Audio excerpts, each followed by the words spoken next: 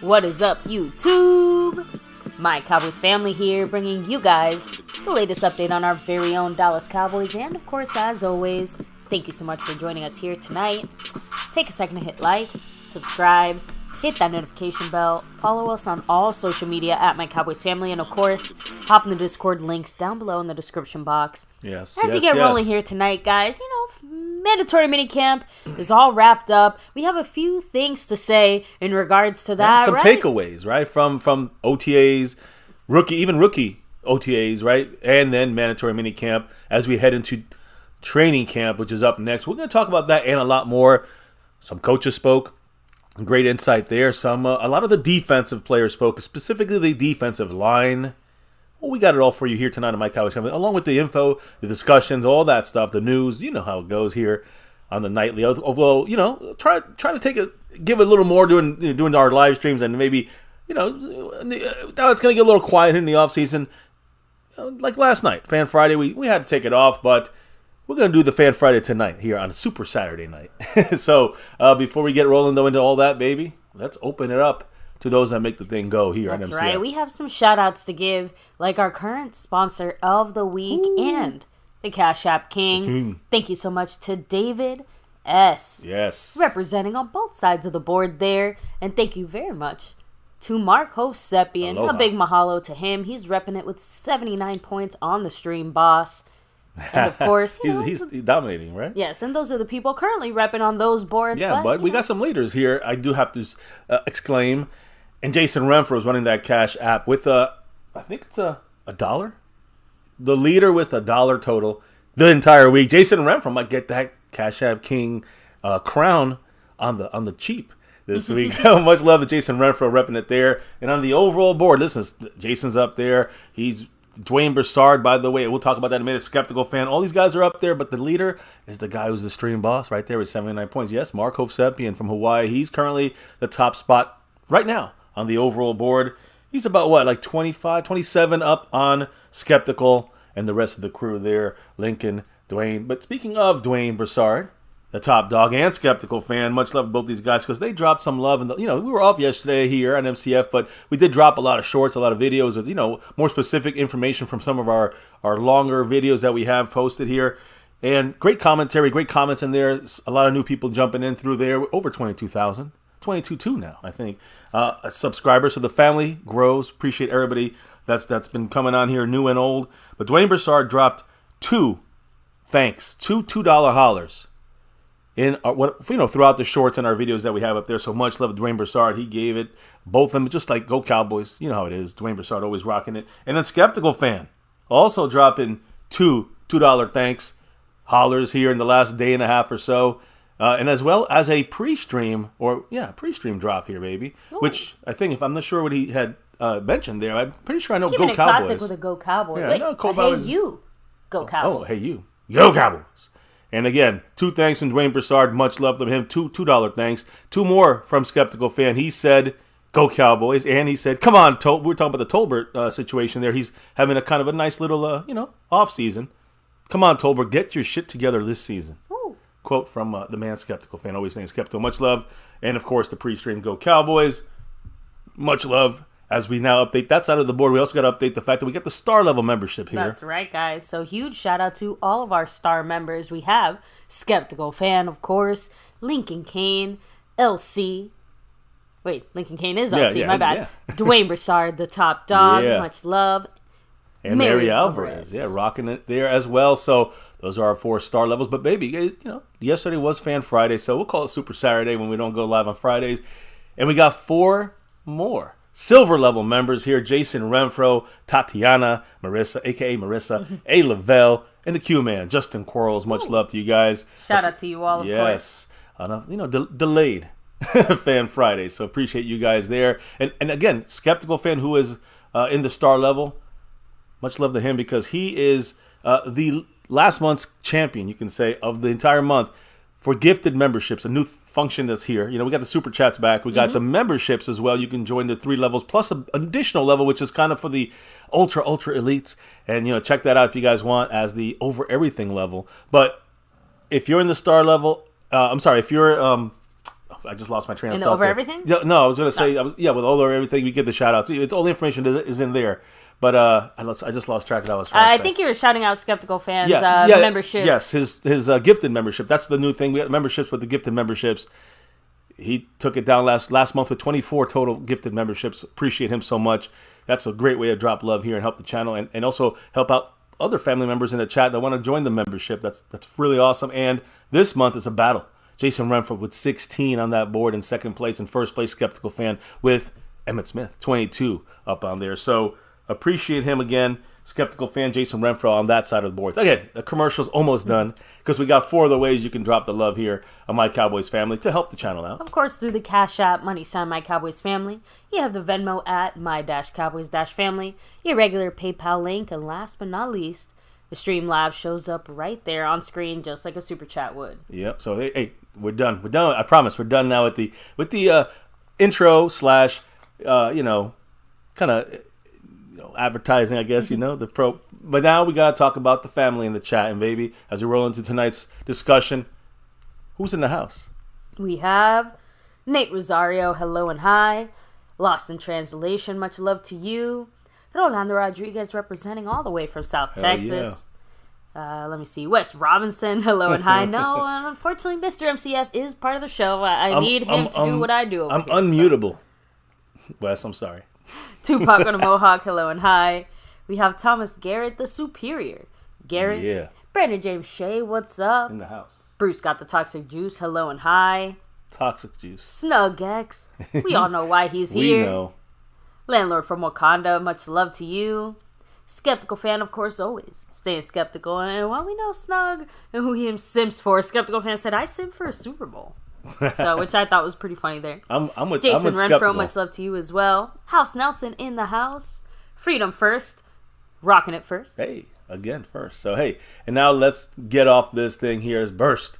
Yeah, here, what are you as talking we get into about tonight's stream. first? Yeah, so, of course, let's start with some great news today and yesterday. Yesterday, Simi Fehoko, all right, posted this with a picture of a small little child, a little baby, newborn baby, straight from OTA minicamp to the hospital. Welcome to the world, little man. So again, congrats to Simi Fehoko. Him and his wife just have a That's little awesome. baby boy. Congrats to them, right? And today he posted, quote, side note, mad respect to the women that give birth. Y'all troopers, if y'all anything like my wife. And again, I'm sorry, that was yesterday. Today he then reposted something, not reposted, but he continued that by saying, again, absolutely amazed by my wife and anybody that has given birth and will give birth. You will all have my utmost respect. So Simi Fehoko giving love to the ladies and to his newborn baby boy. So, pretty cool. Congrats to Simi. And hopefully he can make a run at that 4-5 receiver spot and solidify it this year, rather than play good and play well in the in OTAs. Yes, hopefully he has many reasons to be proud. When the lights come on, let's rock it. Come on, Simi, you can do it. So let's hope for the best. Well, congrats to him, and also happy birthday today to Dorrance Armstrong. Oh, there we go. So shout him out there again. He may not be a Cowboy birthday twin. He might not be a Cowboy for long. I'm just saying that in the sense of, he might be traded, right? I mean, we've talked about that possibly happening, So, hey, we'll talk about Sam Williams tonight and see other defensive linemen that might make Dorrance Armstrong, attractive, piece for another team when you have a guy who has, good stats, production, and a good $7 million, $6 million, the cap hit for him. It's a steal to most defensive coordinators out there. So, hey, we got a lot of guys here too. So we'll see what happens. Now, rolling into kind of this is more Cowboy Open news, but Cowboys and the NTFB hosted the 19th annual Taste of the Cowboys, presented by Ashley Home Store. This party has a purpose, right? It raised around $4.4 million, provided more than 14 million meals to food insecure youth since the start of this program. So fantastic thing there. The Cowboys, the Dallas Cowboy organization, helps support. That's a great thing. And then, of course, today you had another event that was pretty interesting. Their special teams coordinator. Let me throw up Mr. John Fossil up on here because he actually was heading this thing up. There he is. Bones. Yeah, John Fossil and the Cowboys organization today hosted a kids with basically prison fellowship ministries for a day of fun. That's the name of the organization. They were football drills, words of encouragement, shared stories, and a lot of cool gifts for for each of the kids. So again, Cowboys doing the stuff for the kids out there, and Fossil helping out doing for a good cause. Now, NFL news. This I think is extremely interesting in the sense that this kind of slipped out yesterday. And Julian Edelman, former Patriots wide receiver, he shared a story about a time when he was dating Jerry Rice's daughter. He was dating Jerry. Just think about this. He's dating. Okay, of course, now we know he's a fantastic wide receiver, but he was dating Jerry Rice's daughter in high school, and he admitted on air yesterday that he would go into Jerry Rice's room when he wasn't there and wear his 3 Super Bowl rings. I thought that was interesting. That Jerry Rice would sneak in there and wear Jerry Rice's. I'm sorry, that Julian Edelman would sneak in there and wear all of Jerry Rice's 3 Super Bowl rings, of course. If I had access to anybody's Super Bowl jewelry, I would probably do the same thing. So just saying. Hey, maybe give him inspiration. Not a security system out there that can stop me. Maybe give him inspiration to go and win a couple Super Bowls there with Tom Brady. So, anyways, now New York Jets. We're going to play them week 2. Their head coach Robert Saleh has said yesterday that the team does not want to be on Hard Knocks this year, which again kind of sounds like the Cowboys, right? Nobody wants to be on Hard Knocks.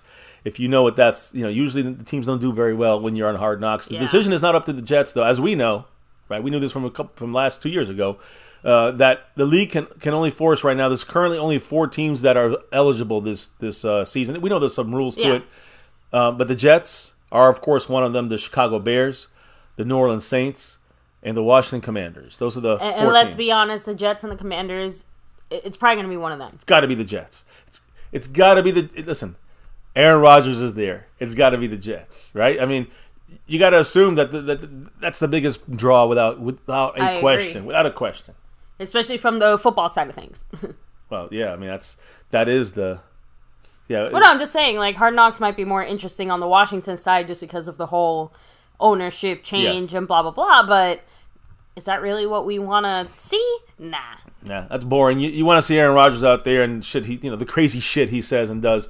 But hey, we don't have to face him until week 2 in the AFC right now. I'm just saying, we get over him and he's gelling with his new team. We get over that a lot faster. We don't have to worry about him already getting in tune with his team in week 14, right? In New York, where it's going to be, it gets chilly up there, obviously. Now, one last thing, and this is quick DeAndre Hopkins update. Of course, we know he's going to visit the Titans this weekend. I think Sunday, tomorrow, right? So, but he's also now officially set to visit the New England Patriots next week, according to sources. So, Cardinal former DeAndre Hopkins, Titans first, next the Patriots, and see where he's going to. Maybe there's a move to kind of try to push the price up more. when it comes to maybe he's planning this other trip before he's even met the Tennessee Titans. But, Yeah. The New England Patriots would want to match somebody up for Mac Jones or whoever else they're going to plan on putting there. Belichick under the helm there, of course, as the head coach still. So that's NFL news. What about Dallas Cowboy news? Cowboy me up. Cowboy you up?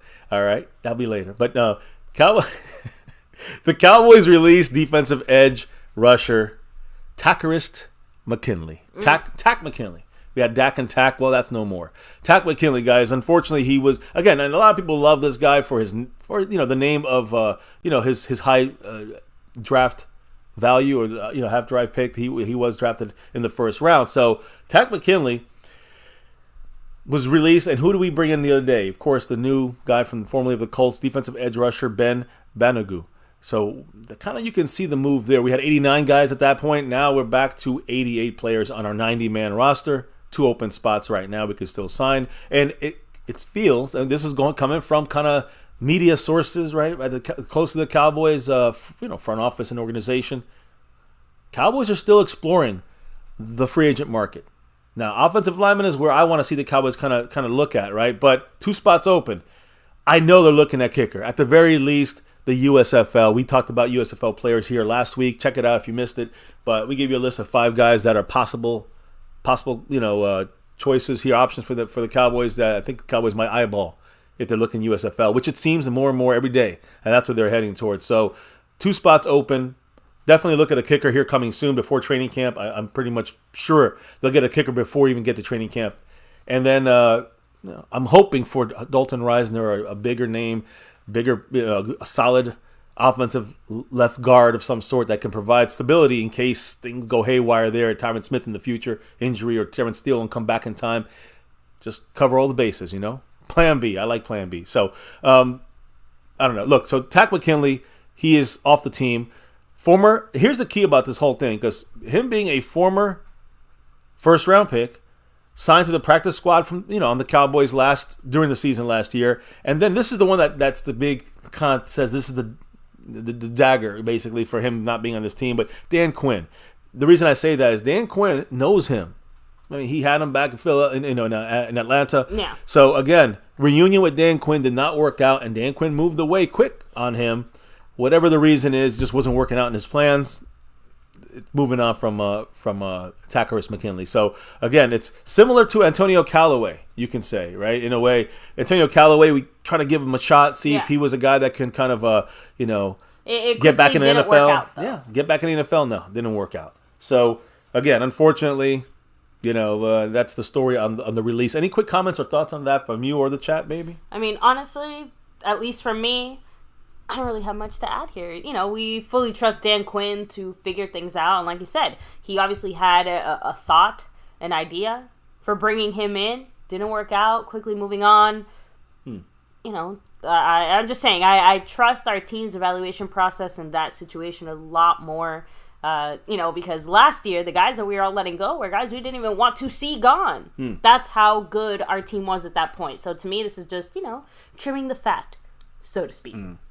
Yeah. Trimming the tack. Trimming tack. So, there you go. Retro said, didn't Takk make the news for the wrong reasons?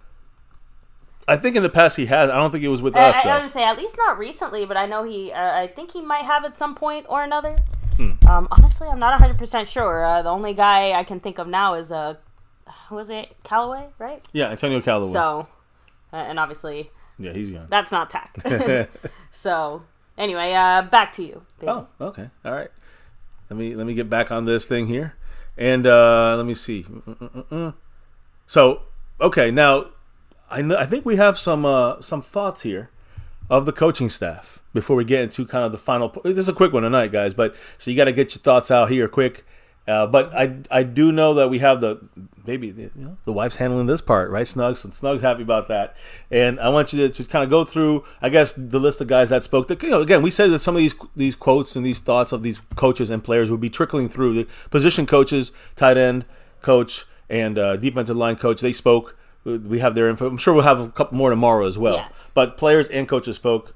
Who did things, baby? So this one in particular, I think, is one that most of us have been kind of waiting for, just because as soon as you saw Schoonmaker with that boot on, we all went, oh no, here we go again, right? And of course, you know, he was in the boot, working off to the side, whatever. It ended up being a big issue for Tolbert last year as well, because remember, Tolbert missed some time last year with a hamstring injury. So just saying, you know, we're not exactly trying to bring in beat-up rookies here, right? But Linda Wells did comment. I was going to say, unfortunately, he did, you know, he was like that in OTAs, right? In the second week of OTAs. But this past week of minicamp, he didn't practice on the field, but he did not have the boot either. No, but that's why I said he was off, like, kind of working to the side. And Linda Wells did obviously touch on that, saying, quote, "The missed time is obviously something you don't want, especially with a young guy. But we've done a nice job of maximizing the opportunities we do have in the meetings, doing stuff that we can do here on the grass, ball drills and stuff like that. We're going to have to make some hay come training camp in terms of his work on the field, but that's okay. He's a guy that works hard, he's smart, already has a lot of good tools that you like. We'll get ahead of it." So in that already lets you know, like, yeah, sure, we're still keeping up with... Oh, sorry. Go ahead. Yeah, we're still keeping up with all the other stuff, right? But making it very clear, he's going to have to hit the ground running as soon as he comes back into training camp, hopefully. And the problem is, based on this type of injury, it's not like he can do anything in the next, like, 4 to 6-ish weeks before training camp officially kicks off, as far as like working on any on the field stuff or behind the scenes with any of our players, because the only thing he can do for that injury is rest. So really the number one thing he can do is rest.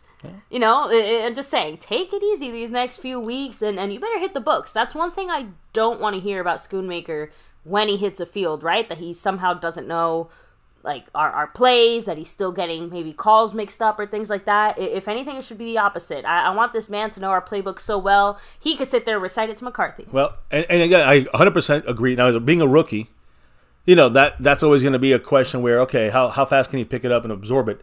The one thing I'm going to say is this. Last year with Tolbert, remember the issue of giving him all those too much on his plate, right? Too fast, yeah. But that was too much too fast under Kellen Moore's more complex offense, which, by the way, they didn't master some of those plays till middle of the season. So look at that now, where things are already easier for Jalen Tolbert. Now rewind it back to a Schoonmaker coming in his rookie year. Yes, he's not on the field the last 2 weeks. But I'm going to say this, you know, boot last week, this past week, he was, you know, off to the side, but no boot, which is progression. They're just letting him rest. The good thing here is that mental snaps, taking a lot of mental snaps. And again, everybody's saying across the board, this guy's going to be ready to go. Now, he will have to make up stuff probably physically on the field, getting used to the speed and everything when the pads come on. But at that point, I think that by the time we get into, like, let's say a couple of weeks into the season, I think he'll be fully ingrained into our, you know, into our offensive scheme. So real quick, we do have to take a quick second here. Yes. To give a shout out to the Q man, Justin Quarles, who just dropped a $20 holler there in the PayPal. What? Huge shout out to you. Whoa, I didn't see that one. Whoa, Justin Quarles, the Q man. Much love to him. Wow. Let me put him up on the screen here, baby. Thank you so much. I appreciate you. And, of course, he dropped a classic, Go Cowboys, going along with that message. Ooh, Go Cowboys, Mr. Justin Quarles, the Q man. You guys know he's an OG here from the beginnings. A couple of you guys also still here from that time, so you know the Q man. Some O. Yes. G. There he is. Skeptical fan dropping his membership message there. It takes a point off the board there for Barkov Sepien. Yes, 30 months in a row. Ooh, man. Shout out to you. And he said, with Schultz and Zeke gone, who is going to be Dak's security blanket? And it's funny that you mentioned that, just because, again, that's one of the biggest reasons that the Schoonmaker injury does hurt me a little bit, just because I thought that the general blanket situation would come from the tight end side. Not necessarily one guy in particular, but more the way that I'm expecting us to use our tight ends. They would be kind of that safety valve. And overall, they seem to have, you know, 2 of the 3 guys obviously had decent hands last year. We were kind of expecting Schoonmaker to, you know, follow in those footsteps. And yes, very limited pool of, you know, passes that we can base those numbers off of. But that's just me in my mind, because I see the Cowboys valuing the tight end position a little bit more highly I think the than they blocking would have has in to come another into play, right? situation. Well, you have to imagine that maybe that's part of it, but I am still not leaving it 100% off the table that we don't add maybe a little bit more oomph in the running back room. And the only reason I say that is because of some of the comments you mentioned, I don't know if it was earlier this week or last week, that, maybe there's a little bit of tension now with Malik Davis and the front office after the lack of usage in that playoff game by him, and he's feeling a little bit underappreciated, and that's causing maybe some potential situations. The good thing is, at least McCarthy pushed him and Rico Dowdle in the last press conference, so seems like he's maybe heading back on the good side of the offensive team. But hey, by the way, the Q man, Justin Quarles, he is currently, guess what? Because again, PayPal, like Cash App, that all counts the same. He is the leader on the Cash App board. And he's also, I think, in 4th place, 5th place on that overall board. Much love to the Q man once again. Now, there we go. Now my head's there in the picture. Much love, Skeptical Fan, with that drop of knowledge from his membership. 30 months, man. I can't believe we had the memberships for 30 months, total so far. So that's fantastic, guys. The family always coming through. And any other comments on, I guess, anything else? Takk McKinley or I guess no, everyone was talking about Takk. On this comment here about Bruce said the only thing ends. I asked for Luke is that he doesn't make me wrong about letting Schultz walk. So basically, Schoonmaker's position here on this team shouldn't make us regret moving on from Schultz. I'm assuming the only way that happens is if Schoonmaker is too hurt to contribute in a full way. That would be because realistically speaking, Schultz did a lot of really good things, but I don't think he contributed as much last year as most of us were expecting. So I think there's potential there for everyone combined to make us feel better about it. Or at least, they won't. Obviously, Schultz might have contributed a little more, but these guys are not going to be too far behind him, I don't think. And that's what I think the big deal is. It's Ferguson is the starter. Remember, Ferguson's replacing, Dalton Schultz. Ferguson's the guy you got to watch to see if he is actually, putting up similar numbers over a Schoonmaker. Schoonmaker is replacing Ferguson. And he's jumping, or is going to jump, Hendershot. That's the plan. But Hendershot will get his snaps based on some more, pass receiving plays, I think. Because, again, he's more of an athletic kind of tight end that will be catching the ball. He's more of a receiver-styled guy. Like Hendershot will be in there specifically, probably more pass-heavy kind of downs as the second tight end. And Schoonmaker will probably be the second guy there. I would assume initially starting, he'll be the second guy in there behind Ferguson as the kind of the blocker and safety valve for Dak Prescott. While Ferguson goes down the field, becomes more of a threat, you can say, down the field rather than a drop-down option. But that's the key, though. I think Schoonmaker and his injury, I think you're hearing Linda Wells talking about the issue that, he's going to have catch up a little bit, but we'll get him on track in time. I do believe that because he's not our starter, he's not our forced starter, that's the advantage for him to kind of pick up the playbook and catch up, as Linda Wells said, who's a fantastic tight end coach here for the Cowboys.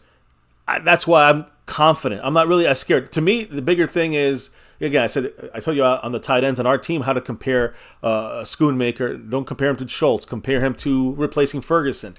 But I want to look at this. I want to look more about Osiris Torrance. That's what I want to see. I want to see how he does. And that's the guy that was there for us to take at left guard, a starter in the second round. So just saying that to me is where the Cowboys might have fallen through. But hey, the Cowboys front office believe that, I guess if they believe that there was more usage of getting a tight end in their offense that can block rather than an offensive guard that might be a backup this year. Now you're saying Cowboys. I have to respectfully interrupt you here. Or McCarthy.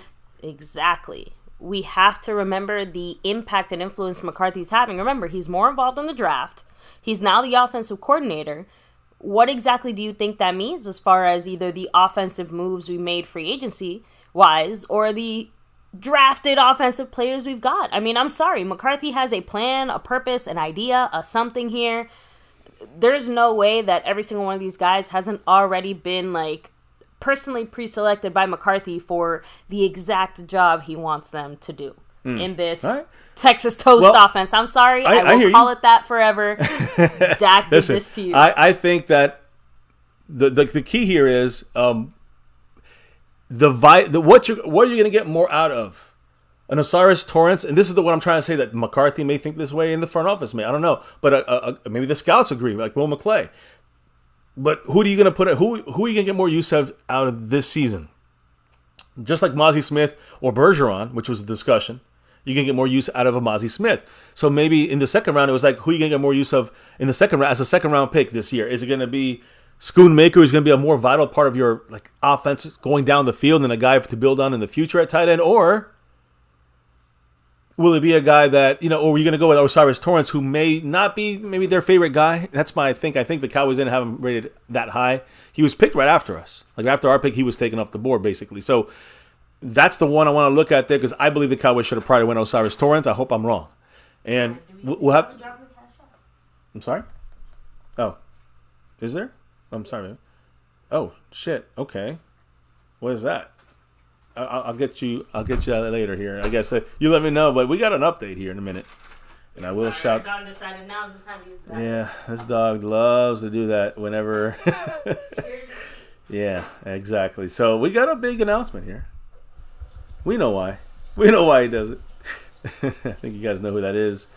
Man, it's Mr. Snug X. He dropped a $50 holler. Rocking the whole place here. Now he's in first place. I'm sorry, Mr. Q man, Justin Quarles. Now he's in second on that Cash App board, and in first place it is Snug X. And again, like I said, you guys know why he dropped it. You know why he's here. Snug X moving up on this board. I mean, up. Right now he is in second place, right in front of skeptical fans. Snug X with the big jump. No, I'm sorry, baby. Go ahead, hit up the chat. 'Cause I know that Jason Renfro made a comment, but what did he say in that comment in his drop? Jason? Snug X. Oh, I know. You said Jason Renfro made a comment. No, I know. I'm all mixed up here. No, not Jason Renfro. In the chat, I'm like, Retro Scotty made a comment. I wanted to answer. I think Takk McKinley, right? I don't think Takk had any. He didn't play for us at all last year. Takk McKinley. Retro's asking about a completely different thing, my love. Oh, okay. I thought it was asking about Takk McKinley. No. He's asking, remember, my sister, okay. I told him to email me directly. Oh, okay. I got it. Okay. Look, Mr. MCF is like on a different planet tonight. Retro, long story short, my sister, through her job, was able to attend kind of an early movie screening premiere thing. Honestly, I can't quite remember the movie right off the top of my head. But she was able to get an exclusive poster from that movie. I had mentioned at the time, I'm like, I actually, we have someone here in our MCF world that, he would love that poster. Like, I just mentioned as an offhand comment. She surprised, without telling me, she had already gotten me an extra poster that she was going to send to me. Mm-hmm. So, and I said, you know what? As much as I would love it, I know someone who would love it just a little bit more. So I want to be able to actually get your address so my sister can send it out your way. Yep. But yeah, Retro. Again, it's not like the world's biggest deal or anything, but I thought of you in that moment, and I just want to be able to get that in your hands, Retro. Yes. So look for that. And by the way, I'm sorry. That's why I don't do that's why I can't hang in the chat. I'm not a good moderator, baby. You are the queen of the moderation here, so yeah, I'll stay my nose out of that. But I also wanted to and Snug X's comment. Yes. Rolling back to that, shout out to the man Snug X. Yes, he said, MCW, you fine as hell. And by the way, we all simp for Super Bowls here. Let's make that clear. That is true. I know Snug X also. Thank you so much, Snug. Appreciate you, of course, with that takeover. Woo! Now he's in first place on that, and again, he had already a little bit earlier. I think yesterday, right? 2 days ago, he had little drops of love here. Yes. So he's in second place, not far from first place, Mark Hovsepian. There you go. We'll see what happens now, baby. We were all over the place. I'm all over the place. I'm gonna stay out of the chat, and you got to keep it going. Well, I guess I'll be looking in the chat right now, but I will not. I'll catch up on things there. I want to know. I think did Linda Wells speak some more, because that was really interesting. That was actually all that he said specifically. All right. So. All right, I gotcha. There we go. So. So I'll take. I guess. Sorry, guys. Our dog is any tight end. Any other tight end? Right next to the microphone. Oh. So here, give me just a moment. Okay. But yeah, no, that was it as far as from Linda Wells. But he wasn't the only coach that spoke, because we did hear a tiny little blurb here from Aiden. Nah. Coño, now you have me messing up his name. Aden Dirty. Now he's a defensive line coach, correct? Yes. So and a big right hand guy to Dan Quinn's kind of and again top a very guys. defensive focused kind of discussion today. He actually spoke about Sam Williams, the guy that if you ask everyone from the Cowboy fandom, hey, who's the guy you expect to have the biggest second year jump? I feel like Sam Williams is going to be the guy that's like at the top of that list. So got dirty about Sam Williams, number 54. And Yes. this is a guy I personally think, and you know how I'm really high on this guy. Again, we got to still see it. All right, I understand. I got to see skeptical. She had a carrot already today when Yeah. I made soup for breakfast for myself. And I always, while I'm peeling the carrot, I always end up peeling some of it for her and giving it to her, as you guys saw. So it. Yes, you saw a little clip of that in our but shorts. yeah, as there. far as dirty, specifically on Sam Williams, he said, quote, "You can see that he's learned how to develop himself. And that's not to say that we don't develop them, but the biggest jump for Sam is that he's becoming a true professional. I see the work he puts in and the structure that he's put in off the field. He comes in and you see his flexibility has changed, his coordination has changed, his stance is better." Wait, should I be reading this in a British accent? Yes, actually. The things he's needed to work on, he's gone out and worked on and improved. I love it. I'm excited for him. So, I mean, again, I think we're hearing a lot of great stuff about Sam Williams from Mike McCarthy. Remember? Mike McCarthy said it. Him and Tolbert stood out to him so far as going into their second year. And now we're hearing this from Aiden Dirty. Again, obviously he's even more involved with the development of a Sam Williams. And it seems like here's the key, though. Whatever the coaches are doing, they're doing. But Sam Williams is putting in the extra work. He's pushing himself. And that bodes well for him. Of course, we love to see that attitude, but just forget about our beliefs and wants. Him doing that will make him a much better player. And that jump is coming. That jump is coming. I thought last year he was underused, but we had so many guys out there flying around doing things. They took it slow with him, Dan Quinn. This is his year to take some snaps from Dorrance Armstrong. Hint, hint. Happy birthday. But that's why I said maybe he's tradable. You got guys like Dante Fowler. You got another year on him. I'm not even sure where we got him, but I guess maybe they wanted just in case. Dan Quinn definitely likes him, so I trust in Dan Quinn. But Sam Williams will get a lot more. He had 20% of the snaps last year. It's nothing. 20, 25, 30% maybe at most. Nothing. He needs to get up to 40, 50% at least, in my opinion. He needs to get half those snaps, and by next year, hopefully he could be a 3-down kind of guy. We don't know. We'll see how that goes. But Sam Williams, I believe he's gearing up for a great year, and it sounds like Dirty, sees him putting in the extra work. Agreed. So, and of course, Sam Williams himself, had a few things to say. Obviously, he couldn't just let Dirty speak all about himself, right? So, first of all, during the OTAs, Sam Williams had actually said specifically, he's like, I need 10 sacks. 10 sacks will open up a lot of opportunities for me. Obviously, the team goal is to win a championship. But my personal goal and what I'm working towards is getting better with my hands. And I need 10 sacks. Ooh, I love. Again, we kind of heard him say something like that earlier in the week. That's because you're getting this quote because that of Dirty's comments about Sam Williams.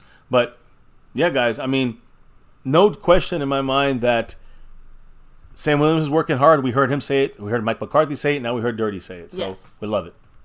Let me see here. Oh. What was that? There we go. Oh, yeah, no. That was actually it from Sam Williams. Like All I right. said, we just had a little blurbs there, but slight little jump, hop, and skip over here because we got to talk about the real shining star on the defense.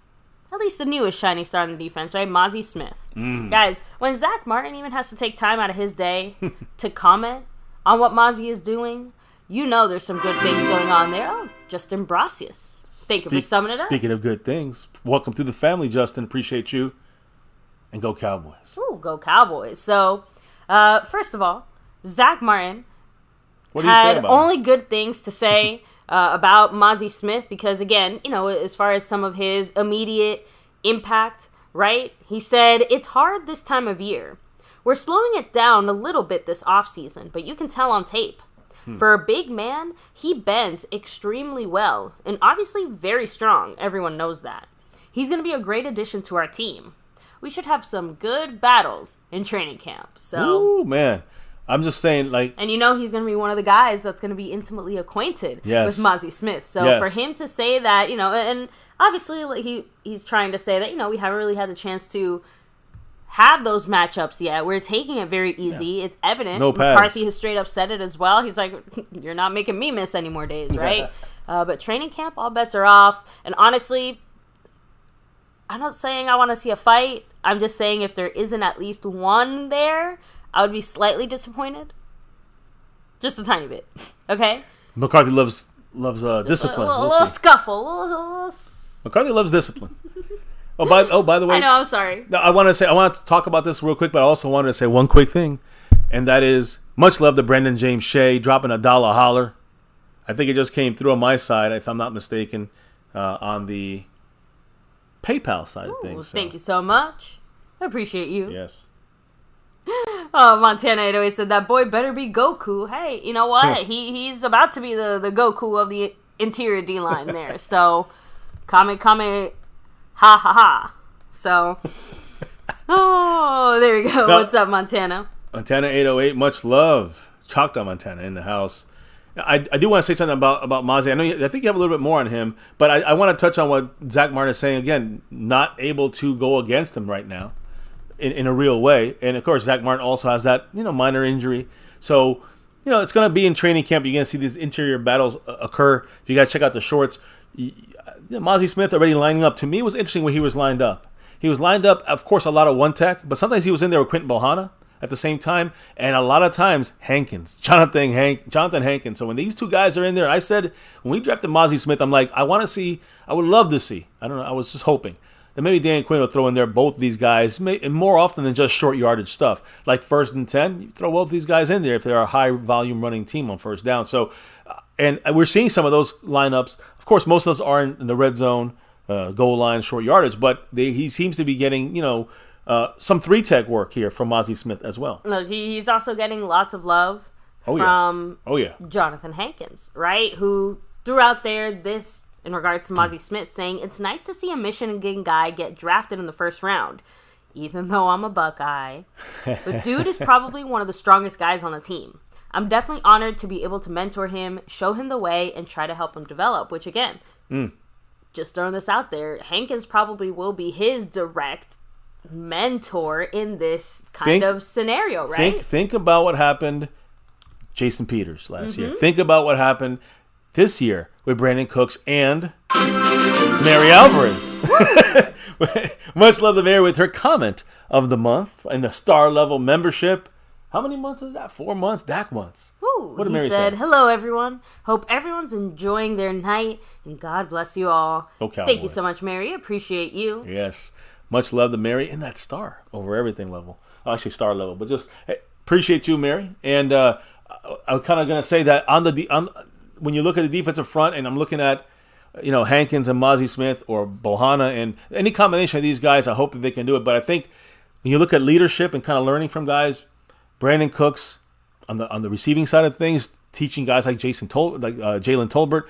You're looking at the cornerback spot. You're seeing Jonathan Gilmore. I'm sorry, just Stephon Gilmore. What's going with me? I'm Jonathan Hankins. You're seeing Stephon Gilmore going to help out that group of guys in there, even Trayvon Diggs and others, right? So when you look at the defensive line, you're seeing Jonathan Hankins being the teacher, the guide for the rookie first year for Mozzie Smith. Yep. So that is, a lot of big compliments, a lot of great stuff ahead for Mozzie Smith, in my opinion, with the right guys around him now. You need to get a Jonathan Hankins, even in a one-year deal. This is his mentor. This is his guy he's going to learn from. And Hankins, used to be a little bit better, but the point here is what we need him for. Hankins is a run stopper in the sense of stopping gaps, taking on double teams. Mozzie got to do the same thing.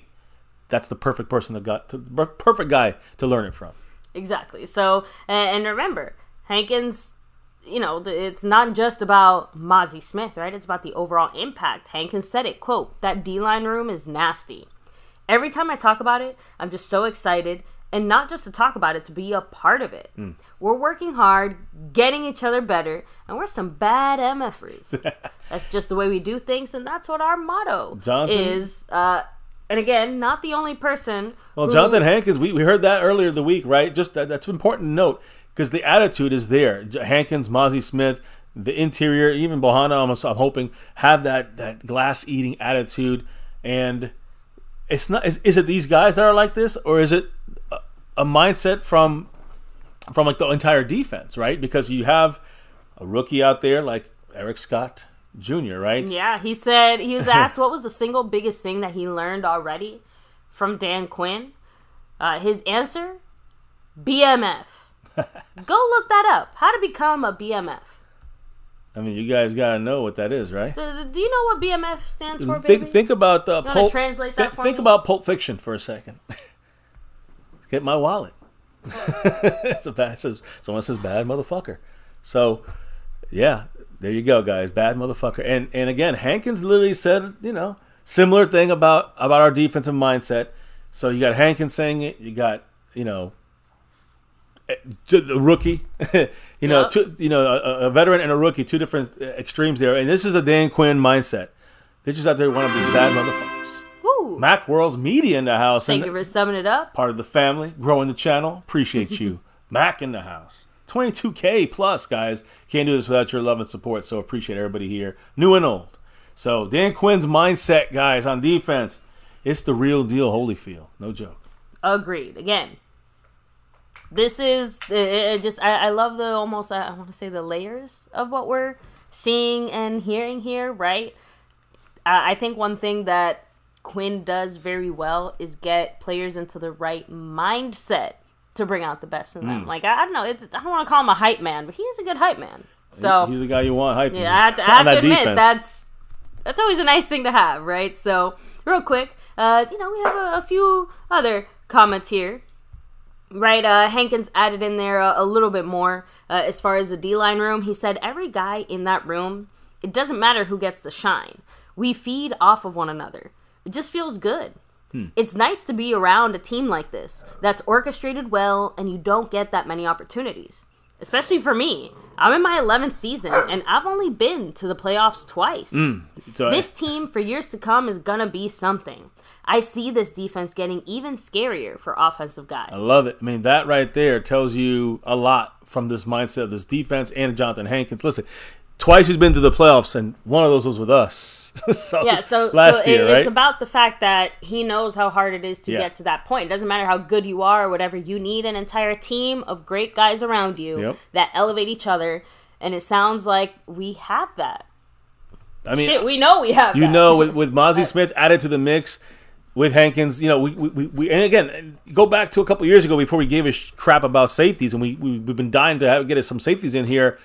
We finally did that with Dan Quinn. Look at the safety position, maybe our most vital spot. And now you're looking here at the defensive tackle spot, which now is a lot more, more eyeballs on it from the front office. And now we're starting to address things in a more real way with Mozzie Smith as a draft and re-signing a Hankins to teach him, to help guide him, mentor him. This is beautiful. This is what we need. This is what we want. And, Hankins might not stay healthy the whole season. I got to be real about this. That's why Bohanna's major. And again, that's one of the reasons, too, why, he said, he was like, I've been here 11 whole seasons. Yeah. It is hard to do it. I'm glad that he at least has a chance to contribute in a right now and also in maybe a future way, depending on how well he mentors Mozzie, right? So now this one, kind of funny, right? Let's talk a little offense and defense at once. Oh, really? All right, let's see. You'll like this one because we have a brand new guy on our defense, guys. Defensive line, right? Isaac Alarcon. That's what I said. A little offense, a little defense for you. So a fan favorite too, and one of our favorites. I wish we can get him on this team somehow. And long story short, in case anyone hasn't been caught up, Isaac Alarcon, the international player who was our backup offensive lineman, he's actually been switched over to the D-line now, and he's been working on the D-line pretty much the entire offseason. So now that he's transitioned there, this is the first time we've actually heard from him since that's happened. And he said, it's definitely more fun, having fun with my guys and the, Sheriff Floyd, the assistant D-line coach. Also, guys like Osa and Neville, they're helping me get settled with this new position. It's been a fun process. It's interesting to hear like an insight from him. Kind of, we're hearing like the way things break down there behind the scenes. I like to see that from Alarcon. I would personally like to know what's more fun about the D-line than the O-line, just from a general perspective. Yeah, Takk. It's more. I don't know. It's more glorified. I feel like you'd have more fun on O-line, but I guess that's just me. Depends on the mindset. True. So, besides that, he specifically talked about some of the differences as far as D-line, O-line, right? Saying, quote, "It's a more athletic position. Having played offensive lineman the last 3 seasons, I understand what this looks like from the other side. I just have to make the transition to making these new looks and to be more athletic. To bend myself more and learn the moves while getting up to the right speed is a challenge." So he did say that it's definitely more fun chasing the quarterback, and he had a big grin on his face while he said it. Now, I would say it's funny. I can understand. He was protecting the quarterback for so long. Now he's trying to kill the quarterback. It's fucking great. And you know what? That's what I was just about to say. I'm like, that I understand, because I do think it would be more fun to try to chase down the quarterback and try to get him versus trying to protect him. That does sound more fun. It is, trust me. I've played both. I played offensive line and defensive line. At some points in my life, defense is more fun. Now, of course, I will say, we all know that Isaac Alarcon has a big old asterisk next to his name. I really wish him the best. I do hope he finds a way to, like, hell, even the practice squad at this point would be a huge, like, bump up for him, no? Yeah, because he'd earn a spot on there, right? He would be earning a spot on the team. Bruce saying an interesting insight there, that he said that Alarcon probably better off on the defense because of the language barrier. On no defense, more complex. It's more attack, less talk, you know? Yeah, it's more simpler there. And that's not saying you're wrong. It's just more difficult to make that transition. Maybe that is one of the reasons that he struggled a little bit more as far as Kellen Moore's offense. That's always been... It's been a theme. Jalen Tolbert, other guys not picking up till middle of the year. Alarcon on offense, not picking... I'm just saying, like, Kellen Moore didn't make things easy. And it took sometimes half a year. After his 4th year as a Cowboy coordinator to still get the plays solidified with the offense. Something else to consider, too, as far as maybe what teams do moving forward when it comes to international players. Maybe there are just certain positions that are better suited for helping to transition international players onto the team. Because I have to admit... A lot of kickers. I hadn't even thought about the language barrier just because, to me, in my mind, like... It's Texas. How is speaking Spanish a barrier in Texas? Like, everybody speaks Spanish or something. But when you think about football, again, we've had this discussion before. Not really a very Hispanic-oriented sport, or many Hispanics, or just, I guess, people who would speak Spanish fluently enough. So, and for that in particular, you would need an offensive lineman specifically to be able to speak Spanish with Alarcon to be able to make it work, I imagine. Yeah. So, just something... just saying, I learn something new every day here, because I definitely would not have considered the language barrier to be as big of a deal. Great point there. But again, honestly, like I said, I wish him the best. I really hope we can find a way to keep him on here. Did he say anything else? That was no, like I said, the last thing he ended it on was just how excited he was that he can chase the QB now. That's awesome. And, hey, I really hope... I'm hearing he's actually doing pretty good. It's more about...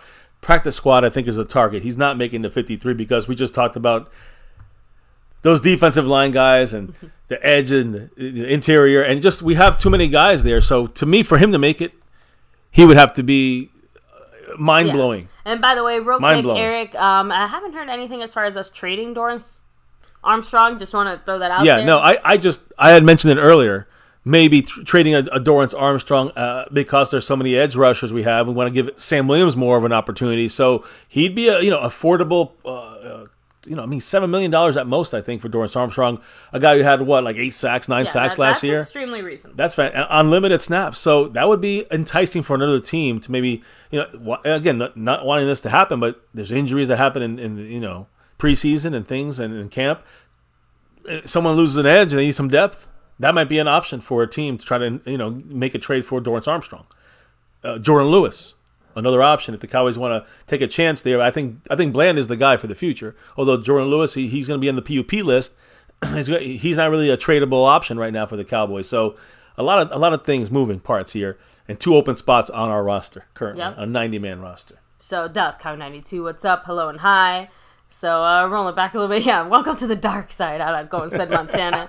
Mary Albert said, same here. I really want the best for him, especially since he's Mexican. And like I said, even from just like a general, again, very surprising, very baffling that we haven't had at least one Mexican or Mexican-American player just on the Cowboys in a general sense. I think Raphael Septien, if you guys remember him back when I remember number 1 on our team, a little mustache.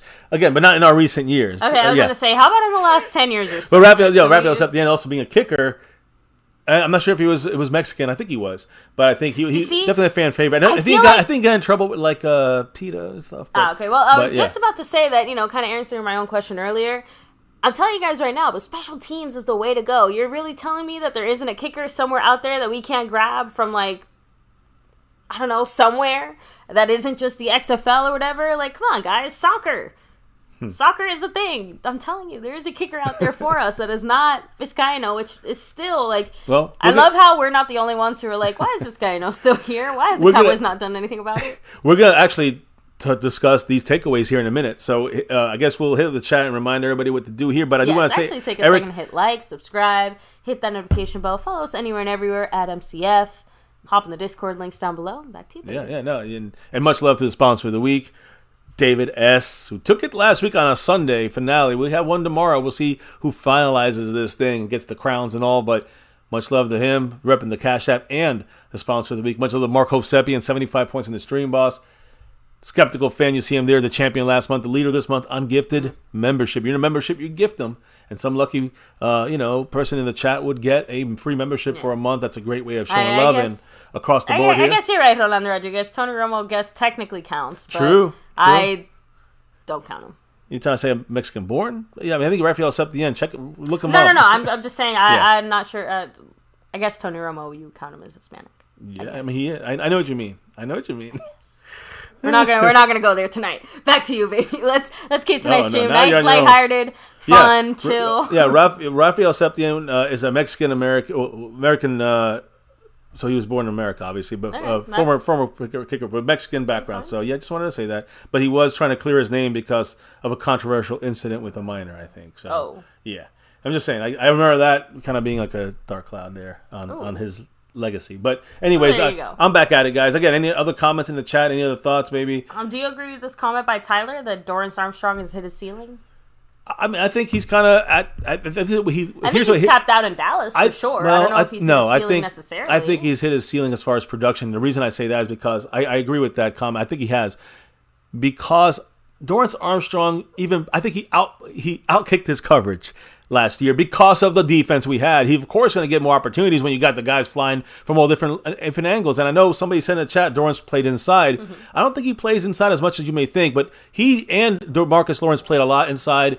DeMarcus Lawrence played a lot more interior on pass rushing downs. Dorrance Armstrong played a lot more on the outside and got his sacks as an edge. So what I'm trying to say is I think Dorrance Armstrong has some versatility. He's got some great ability. I think he's a great player, but we have Sam Williams, who I believe is the better player for the long run and a much higher ceiling. So I want to see him get more than 25% of the snaps. Okay. I want to see Sam Williams get 45% of the snaps. That means Dorrance got to go in some way. And again, if we don't, the Cowboys are taking him up slow. When you got Fowler in the way, in a way he's in the way, right? And DeMarcus Lawrence is going to be on first down starting out there. So Micah, of course, there. So you start to lose snaps. So that's what I just want to see. Sam Williams get more snaps and get some value out of Dorrance Armstrong, whether on the field, which is great, like last year, but I think he's tapped out as far as if he plays on another defense, he probably will not have as good as numbers, production-wise, as he did in Dallas. That's my guess based on those reasonings. I don't know if that makes sense. No, that does. So, I mean, like I said, at least on my side, baby, I'm all done. Well, we're coming down the final road here of the stream, but it's going to get good here because it's a good discussion comments here, guys, and this is the biggest takeaways from rookie minicamp, the OTAs, the rookie minicamp. So let's talk about it from what are some big takeaways. I'm going to start, offense and go to defense. I want to know what you think. I'm going to kind of pause in between. You keep me updated on what you think, but Dak Prescott, I think that's one of the big takeaways, that he had a very good, strong understanding of what McCarthy is trying to accomplish on the field in this new offensive scheme with the tweaks, 30% difference, right? The Texas Coast offense. That's important. That's a great takeaway. Some people just want to look at Dak's 4 interceptions or whatever he had when he's forcing passes on purpose into tight coverage because you're testing an offensive player. You're testing a defensive player. It's silly to go and say, oh, see, Dak throws interceptions. That's just trolls. So, again, and we know he led the league last year, but he also led the league in giving away 7 that weren't his fault out of those 14, 15, whatever he had. So, again, moving on to the year with not a confusing coach like Kellen Moore and someone who's more direct, the players seem to understand the offense better and faster and quicker and master it faster based off of McCarthy's scheme and more simpler offensive scheme. So let's look at it that way. It's going to be easier for the rookies, easier than the Kellen Moore scheme. So that's already off the bat. And the fact that Dak Prescott has a handle of things, again, this is very important for McCarthy. McCarthy has said, he's got, quote, Dak has done a really good job of taking ownership of that, meaning, offensive scheme, quote, he's knocked it out of the park. And that's important. Maybe that's a difference as well as far as McCarthy and Kellen Moore. Like the way that they are empowering Dak Prescott in that sense. Like, I don't know. Maybe I'm just saying, like, McCarthy is maybe putting a little bit more on Dak in a way that allows Dak to do more in the way that we've been waiting for Dak to do, right? Like, McCarthy is basically saying, here's your pieces, Dak. Dak, you take over. Whereas before, Kellen Moore is like, this is the plan and execute it. And that's, do you get what I'm trying to say? 100%, baby. We've been saying this for 6 years together here on My Cowboys Family, because what happened way back when he got used to the Linehan, and then he got used to the Kellen Moore, and it was always you just do whatever the coaches said. And I think McCarthy's giving him a little more. In a way. Yeah, I think McCarthy's giving him a lot more freedom. And the thing is, will Dak take to it or not?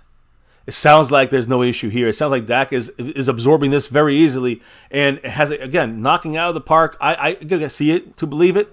It sounds like everybody's knocking out the park is what my point is. And I think Dak is is the leader that needs to do that. Again, we know Brian Schottenheimer yesterday, we spoke about it 2 days ago, he reiterated the fact that it's about 70% is this similar offensive scheme and offensive setup, offensive plays than we had, as we had with Kellen Moore last year. 30%'s tweaked. 35% is different, and that's the McCarthy ease. I think it makes things a little easier across every play in some shape, form, or fashion. I believe that McCarthy's going to make it easier for this offense, for the players on the offense, and for specifically the quarterback, which is the most important piece to the leadership of this team and getting down the field through your quarterback. So, to me, as we move on to what's next of takeaway wise from this off-season phase 1, 2, and 3 of OTAs / MINICAMP.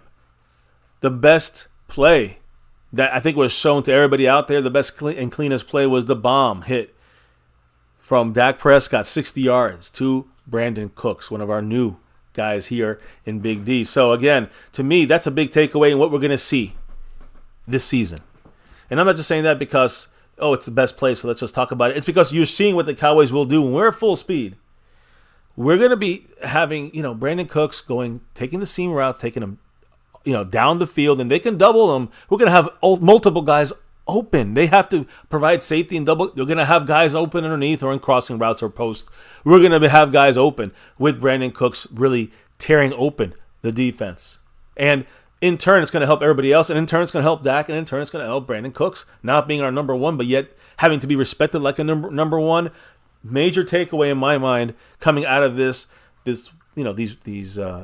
OTAs and this mini camp so far. So Dak said, really have anything to add to that. Yeah, Dak said, quote, "It's beautiful, real speed when it comes to Brandon Cooks. Runs the same way every time. I think that's the most important thing when you have speed like that for him to be able to do that every play, every route." The start of every route, the cornerback's defense, they don't know what they're getting. He makes it all look the same, and I'm thankful he's here. So the speed is still evident. He has it. And in this scheme, it sounds like he's going to be the home run hitter for us. And he's going to be the guy that's going to be opening up the rest of this offense, not just for Dak, for every receiver, for CeeDee Lamb and other guys, make it easier. And listen, I want to see, that's a takeaway there, right? But I also think you got to look at what Brandon Cooks does for this offensive room. You could look at, what does he do for the offense itself? But what about for the players, the team building, the veteran leadership that he provides? Again, picked up in the trade for a 5th rounder. So again, guys, I think a 6th rounder next year. The point is this: Tolbert struggled in his rookie season. I open it up for everybody, but about the teaching for Jalen Tolbert. And again, Schottenheimer 2 days ago, we spoke about what he said, that Tolbert's had an incredible camp, but why? And it's all about Brandon Cooks, guys. Again, Brandon, this is what Schottenheimer said. What Brandon brings us is just more than speed. It's really fun to watch him run. What I love is the competitor and the way he's encouraging that entire room of receivers. It has been awesome. Just think about that. Take away the leadership from that receiver room and the offense from Brandon Cooks. Major piece. I'm not saying he's the best player of all time, but he's a major piece. And, Drew Brees, I think you spoke about that too. Drew Brees called him and told him, you're getting a freaking hell of a player there, guys. So just what we know Brandon Cooks is going to be able to provide, we're seeing it already. I think, wouldn't you agree that's a major takeaway in this offense? Brandon Cooks, those two words right there, that name. And I said in the chat, too, that, my initial wariness as far as Cooks was that him and Dak maybe wouldn't mesh or gel or click, connect, whatever word you want to use in there. No. That they just, because it kind of happens. And the only reason I say that is just because, I think Cooks has a lot of things similar to Dez, like as far as like a lot of his again, some of his positive qualities. Obviously, he's not performing on the field. They have completely different receivers. No, of course. But I'm just trying to say that I was just kind of worried because, like I said, the only receiver that Dak seemed to not click with right away was Dez. And outside of that, we haven't really had any issues. But I just wanted to be sure that Cooks was going to be able to connect with Dak in a way that would produce some more immediate results. I think that's a better way of saying it. I needed the instant connection between them, and I think it's undeniable that they have it. And like I said, every person brought into this offense was done with a purpose. Right. And I should not have second-guessed McCarthy in this sense, and I really shouldn't have second-guessed Cooks in that sense in any way, shape, or form, because from the second he came in, he was like a breath of fresh air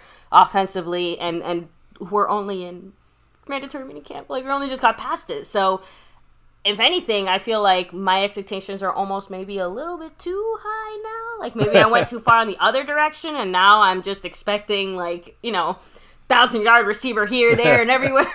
No, I think Brandon Cooks. Remember, in past, I'm going to end it like this, and you can hit the Cooks chat up. Cooks is going to cook the defense. I agree. Me up. I think you got to. Like I said, not going to lie, I try to downplay it, but I freaking love Brandon Cooks. Brandon Cooks, listen, again, I think when you see him in the game, the major thing, his big knock has been, we know he fits in every offense with any quarterback. He's always been the number one guy, which he's done well at that as well. Or not number one every time, but it's like that 1A, 1B guy, right? Or the number one guy, target. And what I'm trying to say is, with him now being maybe the number 2 or 3 guy in a way, right? He might not be in every single play, although I think that'd be stupid. But if they put Gallup in front of him, it might be some plays like that. So to me, Brandon Cooks, being kind of a more, you're going to get lulled to sleep with a Gallup route, and then the next route, Cooks comes in and cooks you. Mm-hmm. So that's what I think the Cowboys going to use him maybe a little less, but they're going to use him a little more effectively than everybody else on offense. Again, CeeDee Lamb's going to be just opened up to get other things, and if they double CeeDee, then Brandon Cooks is going to cook him deep. So I agree. And it's funny too. You're right. Thomas Gary said, Drew and Dak are always talking their business partners. True, good point. Yep, that's a good point. I love what Brandon Cooks brings here, baby, and for Dak, and for this offense, and for McCarthy and the coaching staff, and not the only receiver I'm going to talk about as far as coming away from this offseason work so far. What else am I looking at here when it comes to offseason work? Well, at the receiver room, what about Kevontae Turpin? Now, I know he's going to be doing, he's going to probably make the 53, as we've said here. I do believe he'll probably make it as a kick returner, punt returner guy for our team, right? But the takeaway is not that. The takeaway is, where is Turpin being used right now? And it's a lot more opportunities on offense. Now, there'll be opportunities for Deuce Vaughn and Malik Turpin to do those kickoff and punt returns.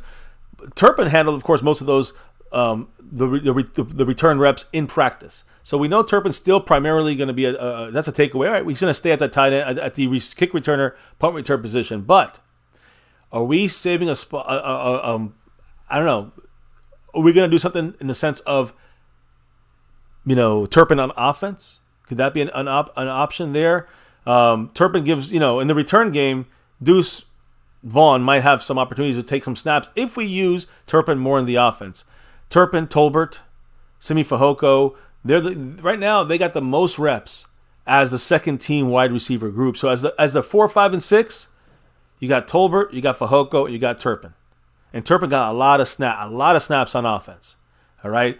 He gives, he might give you more juice to the offense. Another playmaker. I've heard some of the quotes floating around. Cowboys want to get the ball in the hands of their playmakers. Yes, Pollard. Yes, CeeDee Lamb, Brandon Cooks. But then you also want to throw in there a Turpin, and you want to throw in there a Deuce Vaughn as well. So, again, even Dak Prescott spoke about Turpin. He said this. He's a playmaker. We've just got to get that guy the ball in space. When you see how dynamic he is when he gets the ball, whether it be in the return game, whatever it is on offense, he's somebody we've got to find ways to get him included more in the offense, and that comes with more at bats at the ball and being able to get more playmakers, more opportunities at it. That's the way Dak spoke about it. That's the way Mike McCarthy wants it, and I think that's the key to this offense. If you don't have the playmaker, let's say on the tight end spot, and not that Dalton Schultz was that, but he was like a name you had to cover. If you don't respect that, we can still hurt you with Ferguson, Schoonmaker. But the key is, what do you do with guys that when you have Pollard and you have Turpin and Deuce Vaughn on some kind of mixture on the field? You got 3 playmakers, and then CeeDee Lamb as a receiver. You're going to go crazy. However they mix and match those guys. And I think Dak is saying this Texas Coast offense is about getting the ball in the hands of the playmakers in that West Coast field, but using the old Kellen Moore playbook. Now, I think that when you look at another kind of player that we've talked about earlier tonight, Linda Wells talked about a tight end coach. I'm taking away this from the practices. Luke Schoonmaker, limited with that foot issue. Obviously, that's a negative takeaway right now, that he was not on the field. We got to figure out, okay, what's going to happen if the Cowboys can't fully utilize this guy? That'd be a major issue, but, in the sense that why do we pick maybe Osiris Torrance? But the issue, again, right now would be, what are we going to do, in the meantime? So we got to hope that Hendershot and other guys pick up the slack in case something happens to Schoonmaker. He's losing out some valuable field work right now. We know this, right? You saw, again, baby, you had made a mention earlier. I think somebody in the chat said that Tolbert missed similar like that last year in the offseason, and that slowed his it was actually when Luna Wells' comment. Yeah, okay. Basically that he just kind of pointed out, that Schoonmaker and Tolbert kind of both were maybe in similar situations in that they were held back early on because of early injuries. Maybe that's a good thing this year. The only takeaway I'm going to say is that the Cowboys maybe know how to manage it better. Maybe they're not going to overload him like they did Jalen Tolbert last season. And maybe Luna Wells knows that, hey, now we get in front of this, that means that we know how we're going to manage it. That's my takeaway. The problem in a positive is that spin. Tolbert and Schoonmaker both are being brought in to fill a hole on this team that, regardless of what might be being said, we know what they're there to do. We know Tolbert was there to fill that Michael Gallup role, and that was a little bit too much for him to fill. The third receiver role, yeah. And we know that Schoonmaker is there to basically fill that Dalton Schultz-esque hole on this team. And let's be honest, the reason we're talking about this is because those are relatively big shoes to fill, all things said and done, right?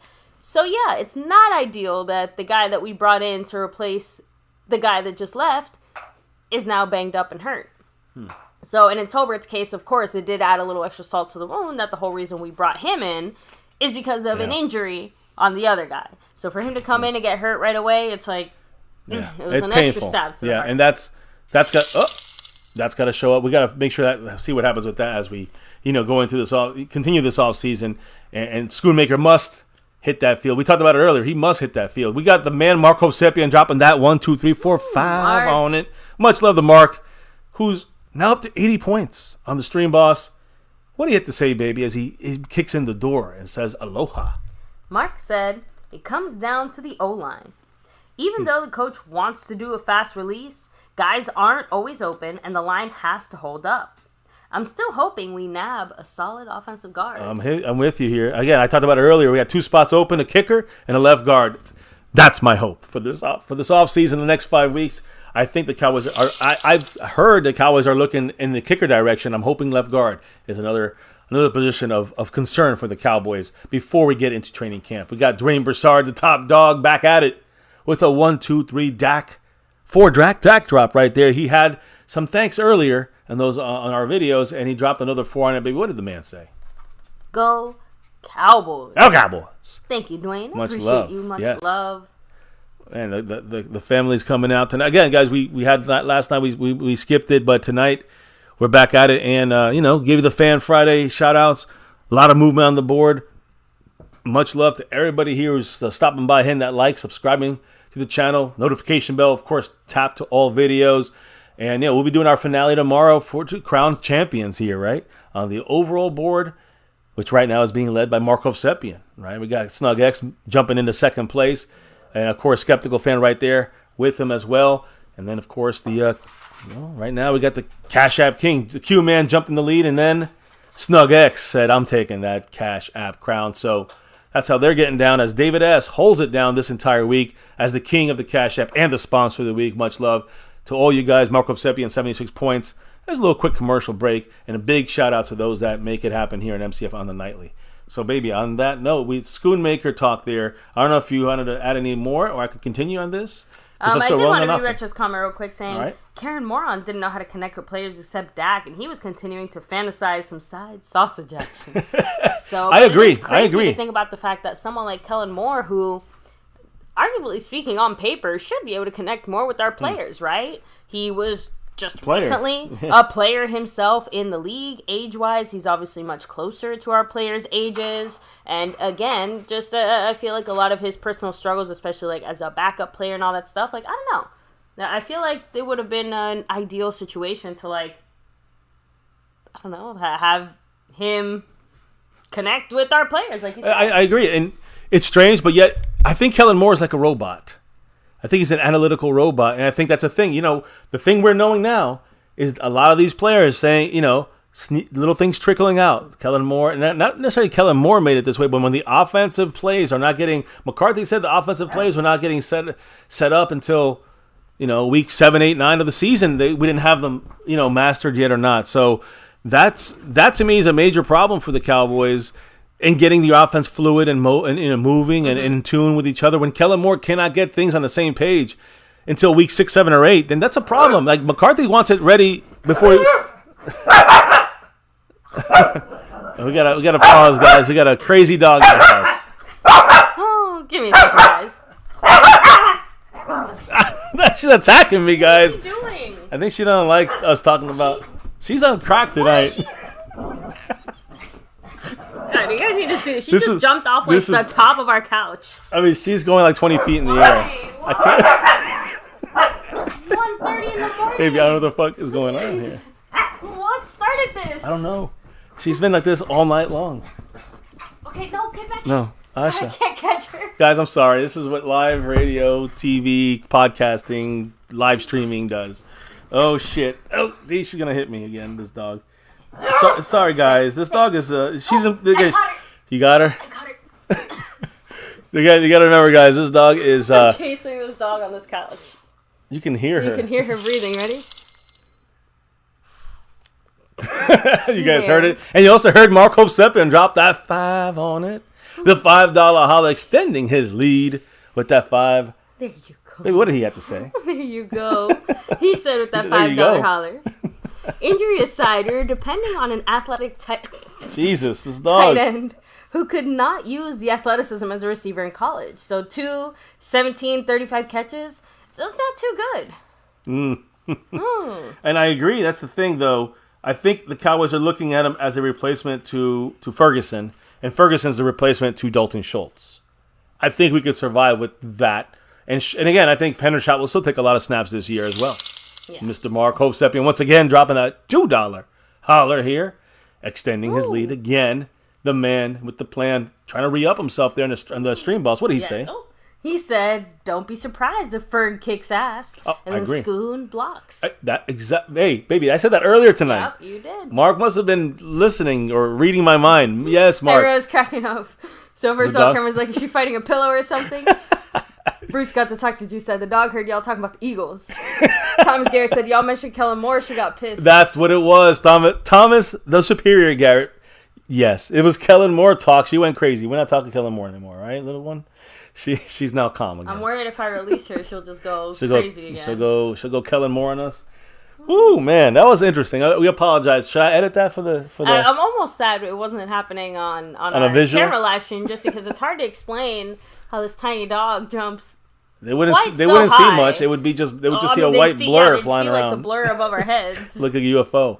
So look, it was interesting. That's what unidentified furry object. Should I exactly? Should I edit it out of the stream? No.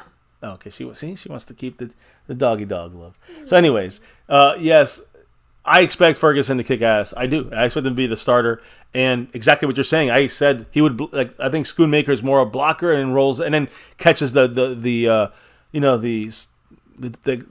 emergency blanket kind of dump down pass from Dak, while Ferguson goes more down the field and kind of try to splice and dice. So we'll see. I'm excited. We got to see it happen, right? We don't really know 100%, but we're on the takeaway section here, right? So we're just going through a couple of things I saw, read, discussed, some of it talked about here. I think some good points that we're making here. We're on the offensive side right now about some things to take away from these OTAs, rookie minicamp, and of course mandatory minicamp just ended. So moving on. Should I get to the running backs? Yeah, because I did touch on the running backs a little bit when it came to Deuce Vaughn and the returnability of like Rico Dowdle. These guys can return the punts along with Turpin. They're all fighting for some of those. They're fighting for some of that offensive snaps. Whether it's running back, receiver, or playmaker position, right? So they're all fighting for those spots. Mark Hovsepian, he's fighting for that top spot with that $5 holler. What did the man say?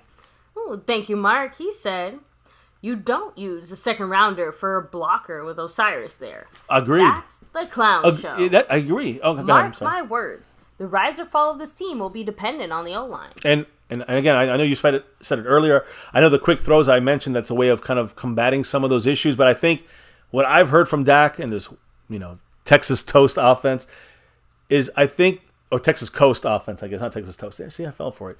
But the Texas Coast offense, I think that after what I've heard multiple times, and let me know if I'm wrong, guys, but I think in about 2 or 2.5 seconds, Dak breaks pocket. If the play's not done, okay. That means that he's more free now to escape any blocking breakdowns. That's what Dak is going to, I think, more in tune to this year based off of what they have at the offensive line. So there are some things to counteract that, as well as like a Schoonmaker as an inline blocker, picking up some interior blitzing or interior pressure. Schoonmaker helps big time. He's very good inline blocker. I know you don't get a second rounder for blocking, but he's working into the offense as our number 2 right now, or even a 1B to the 1A of Fergie, right? So we got to wait to see. And I agree, the second rounder should not be there. But I think I literally said this earlier, Mark, that the Cowboys might have been thinking, front office, or like you said, baby, Mike McCarthy, why not have both? A blocker like Ferguson, rather than just a blocker who's Osiris Torrance, probably not even high on their list. Keep that in mind. Even though he was taken right after. Not high on the Cowboy list. Schoonmaker is just a fantastic blocker. They might have thought he's a better blocker than Osiris Torrance. And on top of that, you're getting him as an inline blocker or an outside tight end type of blocker. And he's a future guy who's going to be able to develop into maybe the future number 1. I don't know. But the bigger thing I think what the Cowboys are looking at is you're getting more from him now than you do from Osiris Torrance, who might be a backup because they might have Tyler Smith as their starting right guard. The starting left guard. Well, the right guard, it's Zach Martin. But the starting left guard, probably Tyler Smith, right? So they don't want to have to, I agree, someone gets hurt, it all changes, but they don't want to take a high pick, and you might not see him till week 8. They want to get Schoonmaker in their week 1. And I think I saw that with Mozzie Smith. We all know what happened. Mm-hmm. They took Mozzie Smith over the offensive lineman, Matthew Bergeron, who I like a lot, Syracuse.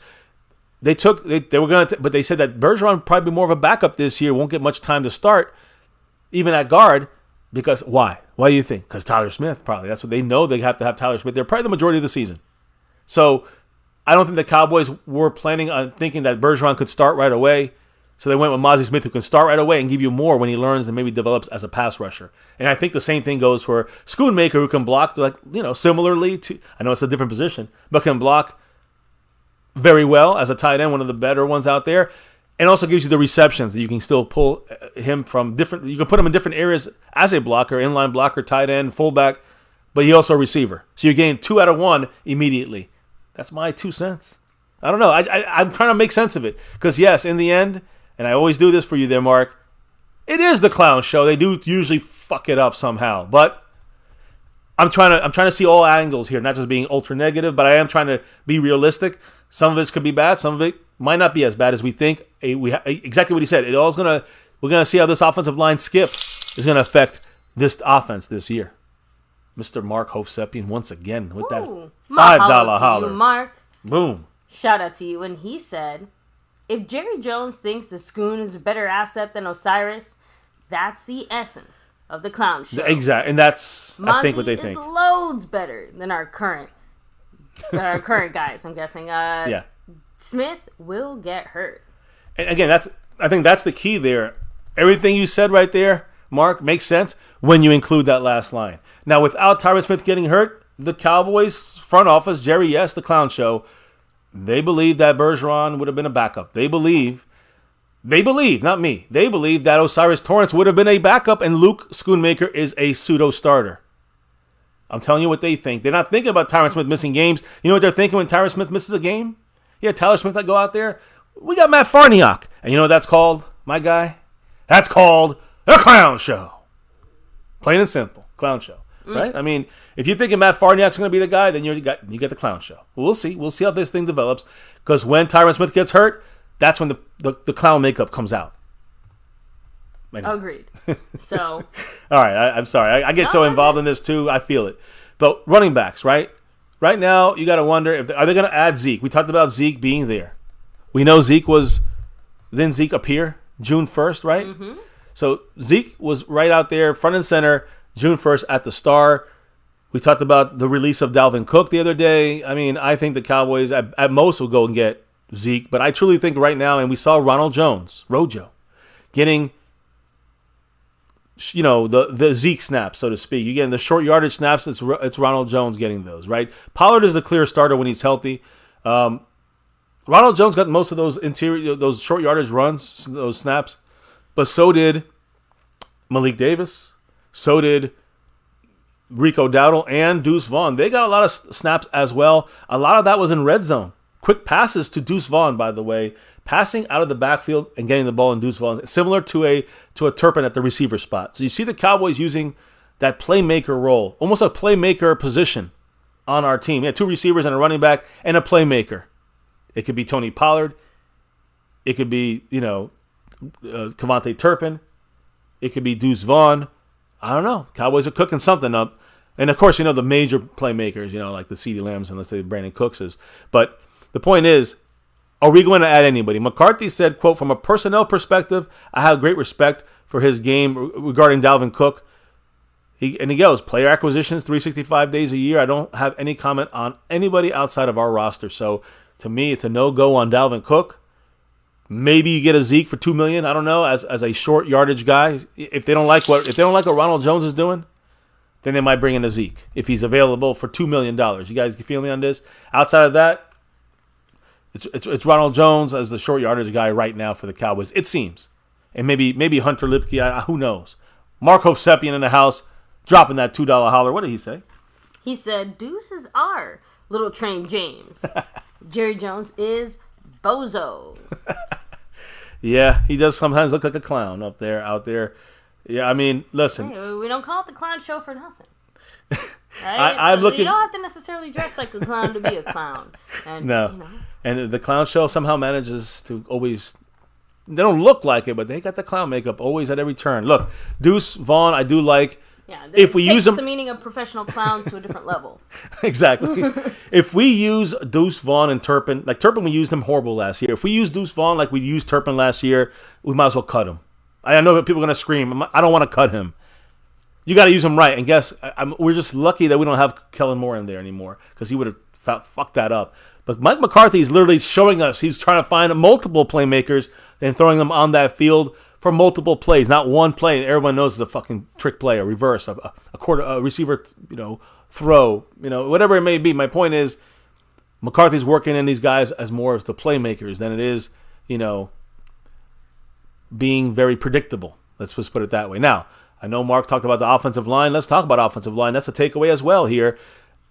Again, right now, if the offensive, this is a big if the offensive line is at full health entering the season, we know Tyron Smith will be left tackle. Tyler Smith will be left guard. Biadasz, of course, will be center. Zach Martin will be right guard. And Terrence Steele, if he's back in time, will be the starting right tackle. That is our starting offensive line. And that's the way that goes. There's no other moving. That's a fact. Boom. But, as we all know it's going to happen, there's going to be an injury somewhere, whether it's Terrence Steele not getting back in time or Tyron Smith. Well, I'm knocking on wood, but why bother? He's going to get hurt sometime over the course of a year. So that's asking a lot from this group. Let's be real. Left guard, obviously, to us, is the biggest takeaway, the biggest question mark for me, as we all kind of agree. I think if you following MCF here, you following with us, you know that's our big concern on offense. The biggest of in our opinion right now is the left guard spot. So the coaches obviously going to say they feel good about what they have as options outside, at tackle, outside of Tyron Smith and Tyler Smith and Terrence Steele. Matt Waletzko is one of those names. And I think he's my kind of front runner. I've said this from the beginning of the year. I think if his surgery went well, which it did, he's going to be a little bit, I think he has the upper hand over anyone else on this squad. And we got Chuma Edoga as a left tackle out there. I know that Matt Farniok can play left tackle or right tackle, and Josh Ball play right tackle. These are all tackles, or like Farniok can play center guard or tackle. Let me just clear that up. But Chuma Edoga plays tackle, majority of the time in his career with the Jets. Josh Ball, of course, he's playing some right guard right now for Zach Martin as he sits out. And Farniok got some snaps at center. Waletzko is the guy right now playing not just left guard, filling in that spot. All right, I don't know how good he's doing, but he's also playing right tackle, left. He's playing all the tackle spots, mainly right tackle when, if there's no Terrence Steele, Waletzko, can he win that spot on the right side if Terrence Steele's not back by week 1? I don't know. I don't know if I answer that. That really has to yet to be seen. But that's a takeaway we got to get fixed. One of the takeaways to watch for. I do think Waletzko is next in line at tackle, but I think that and that would help us if we have to move Tyler Smith. It'll keep Tyler Smith at that left guard spot, but there's a lot of mix and match stuff going on, and that don't make me feel very comfortable or confident. Mark Hofsman, can you help me with some confidence, some positivity? What did Mark? What did Mark have to say? Mahalo to you, and he said, "Seriously, am I the only one? Jerry Jones made such great moves this season, only to counter that with the clown show. A+ moves plus C+ moves equals a B team.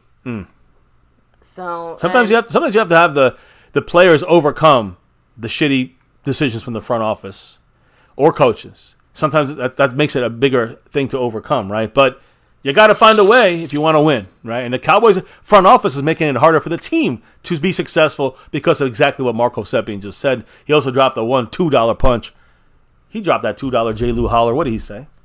He said, those players can play other spots, but they blow. I think you can doesn't always mean you should, right? Well, I think Waletzko is the key here. Waletzko is the guy that I think is going to be your next viable player to maybe win a spot there. I don't trust anyone else. Edoga is here with us for a reason, a backup. And I'm sorry, Farniok, keep him at center maybe at best. But the versatility, I like him as a depth guy, so he saves you a roster spot in a way, Farniok. But you got TJ Bass rolling around. You got Awesome Richards, the rookie. You got Edoga, who can maybe play a little inside. He was playing left tackle in practice for Tyron Smith. And Waletzko really kind of being the leader on the right side and really right and left side as far as the tackle on the right and the left guard spot right now. I think he's getting a lot of snaps. Like 2 or 3 days in a row, he had snaps at left guard as well as right tackle for Waletzko. So whatever it is, the Cowboys seem to like. Mike Soliari, the offensive line coach, a new guy in there, he seems to like Waletzko the most, I think, as of now, when it comes to that O-line.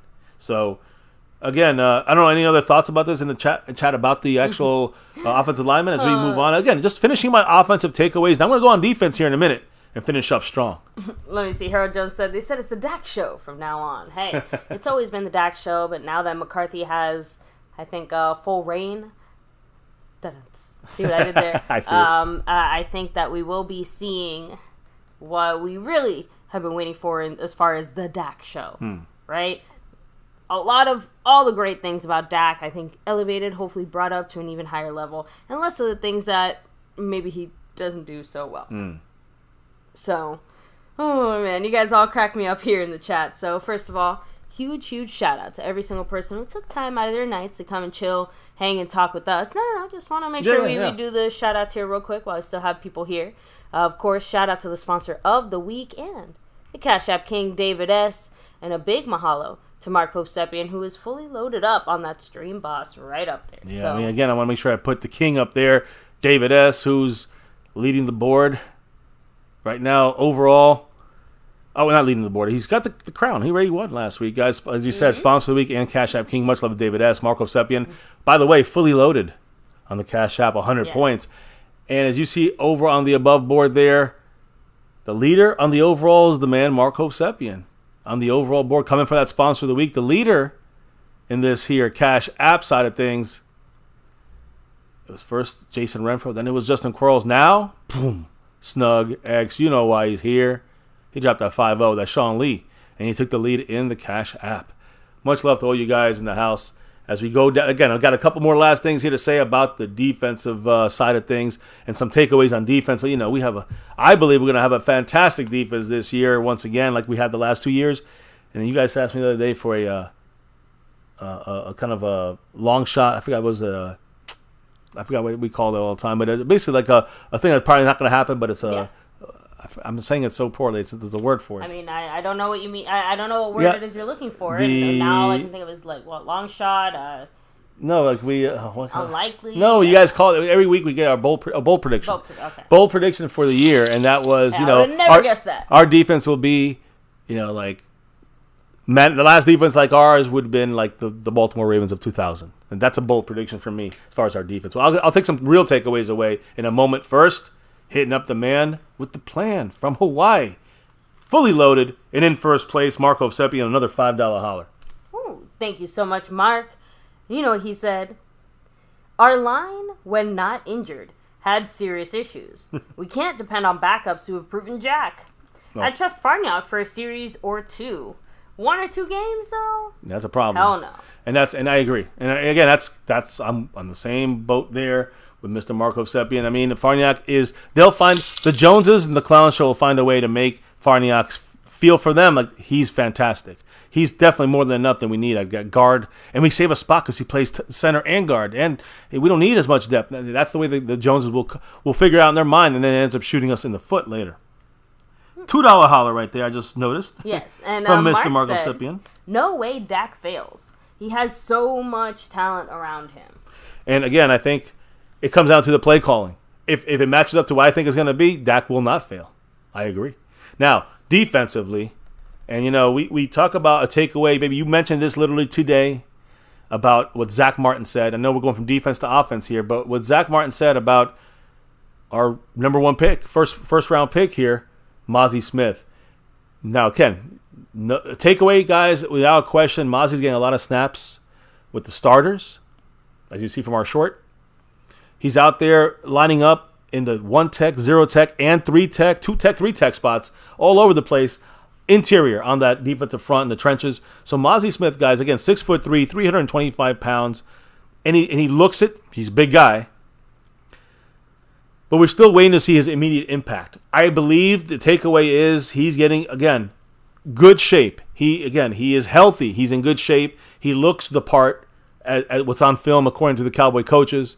So that's all we can really come away with in a situation like this, right? I mean, there's no pads on. They're going not even speed right now. They're walkthroughs and shit here. So it's hard to figure it out. Right? That's what Zach Martin said. You had kind of said his quote earlier. That quote, it's hard this time of year. We're slowing it down a little bit this offseason. Again, guys, McCarthy's taking it real easy this offseason. So that's why you're seeing, a lot of these players saying we don't really know what's going to happen or can happen out there because it's slow motion for you. So Zach Martin, continued by saying, you can tell on the tape, though, for a big man, he bends extremely well.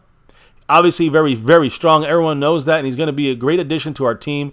We should have some good battles in training camp, and that's what we're waiting for. Mazi Smith versus Biotish. Mazi Smith, this is when the pads are on in training camp in Oxnard. Mazi Smith against Zach motherfucking Martin, and whoever is that left guard coming at you, Tyler Smith coming at you. I mean, Mazi and Tyler next year coming. I mean, not next year, next month. The end of July. July 24th, they arrive. July 31st, pads come on, and hitting starts. I can't wait. And I also can't wait to hear what the man Marco Seppian had to say with that 5 on it. Mahalo to you, Mark. And he said, not a fan of McCarthy, but he has to be better than more. We have improvement to wide receiver and tight end, and we finally decided Zeke isn't the man, and we'll pay Pollard. Agreed 100%. Now, sorry, he said play Pollard. Yeah, and that's the thing. Now Pollard will definitely, even if we get Zeke back, And I don't mind him as much as some people out there mind him, and some people really want him back no matter what. I disagree with that. I just think that if you get him a $2 million deal, that's like what? It's like a $500,000 more than a veteran minimum. Why not get Zeke? And therefore, if he wins out and he beats out Ronald Jones for the starting job, let him. And I say starting job for the short yardage, for the 20% of the snaps. He will not be used more because Jerry Jones ain't paying more for him. But I just want to say one thing about Tony Pollard. I love the tag, but he's still the 5th highest paid running back in the NFL by the time the season starts. So that's something to also kind of be like, the running back numbers are going down, and we're still paying top market value there. But I think we're setting up for a good little offseason and picking up either somebody if needed. If Ronald Jones can't do it, Lipke can't do it, then Zeke might be the guy they call for just, a cheap deal to help us out in short yardage stuff. Because we did get 9 in a row last year, touchdowns-wise, and he definitely put it in there a little more securely, I would say, a little more often and less beat up. And let's say you don't want Pollard getting beat up on the goal line all the time. So we got to make sure the guy at the goal line can put it in there and can run people over. We know Zeke can do that. And he also good pass protection, can still catch out the backfield. But again, second-rate running back right now. Unfortunately, with the way the Cowboys overused him, made him irrelevant in the NFL right now in a way, right? So we'll see how that continues, right? But I hear everything you're saying, and yes, McCarthy is 1,000,000 times better than Kellen Moore. So, anyways, as I move, I'll move on here to after the Mozzie Smith discussion, and kind of bringing him up that he's a major piece to look at. I cannot wait to see him in action, July 31st and beyond, when the pads come on, and see him matched up there against some of the Zach Martins, Tyler Smiths, and Biadishes, because those are some battles, those one-on-ones. You've seen them last year. We're going to bring them to you this year as well. And I'm not sure it's crazy if you were here when I made my little joke / my little not 100% joking joke, where I said I kind of wanted to see a fight break out between Zach Martin and Mozzie. Or just Mozzie. It's happened in the past. It definitely could happen again if tempers get going. Now, defensively, we're staying, of course, finishing up here on defense. Actually, we're going to finish up with special teams, but I got another guy to talk about. Yes, the leader of this defense, baby. Micah Parsons. Again, a takeaway. We know about the edge. We talked about that all offseason. He bulked up, but kept that speed. Playing defensive end seemed to be his only position, but yet he's still being moved around in these OTAs. He's still being moved around, in the minicamp. He was taking all the drill snaps, like all the snaps, linebacker drills. He was doing it with the linebackers, not the edge rushers, in this last minicamp day of practice and on last Wednesday. So, I'm sorry, this past Wednesday. So, the point is this, and this is what Dan Quinn said about Micah Parsons and the rest of the defense. Quote, "My job is to help find matchups. Micah Parsons and others to put guys in spots where we can really allow them to rip and kick ass. That's been my goal all along. We've got a lot of unique players. How we feature Donovan Wilson, Jaron Kearse, Micah Parsons, Dorrance Armstrong, and others. We like to move them around and put them in different spots. We're not going to ask somebody to do something that they've never done or haven't been ready for. This is a good time to explore that." So again, Dan Quinn moving Micah around. In case you want a takeaway from this offseason, he's not going to just be a defensive edge rusher, 99.9% of the time. He's going to probably go 80% of the time at the edge and 20% at the linebacker position. Hence why he's keeping him fresh at the linebacker drills and doing some more linebacker stuff. And I like moving him around here, making him a target you have to kind of always follow as an offensive lineman. That's what you want to do. When you have Micah and his skill, everyone's watching him. You only keep him coming on the left, they can adjust for that. You get him on the left, the middle, the right, the inside, outside, and I don't know when the fuck he's coming. And that's the goal. And the goal here, Marco Sepien, all fully loaded in first place on the overall board with that $5 holler. What did the man have to say? He said, let me see. Okay, so no, it was the two ones there. So he said, "How good is Parsons as a run stopper? Playing a defensive edge and having a hand down is way different than coming off the edge with the lineman in front of him." And that's one of those things that I actually have discussed, that he needs to improve on that. I've said multiple times that it's vital for Micah Parsons to be a 3-down edge rusher. He's got to get better at not over pursuing. He's got to get better at the way he kind of attacks the edge and sets the edge. Right, DeMarcus Lawrence does that great. Micah has a lot to learn still, but he's gotten better last year. Still not there yet, and that's why I'm not really a big fan of him every single down as the edge, right? So that's why I like DeMarcus Lawrence does a great job. I am keyed in on another guy, though, a guy you probably got to talk a lot about him.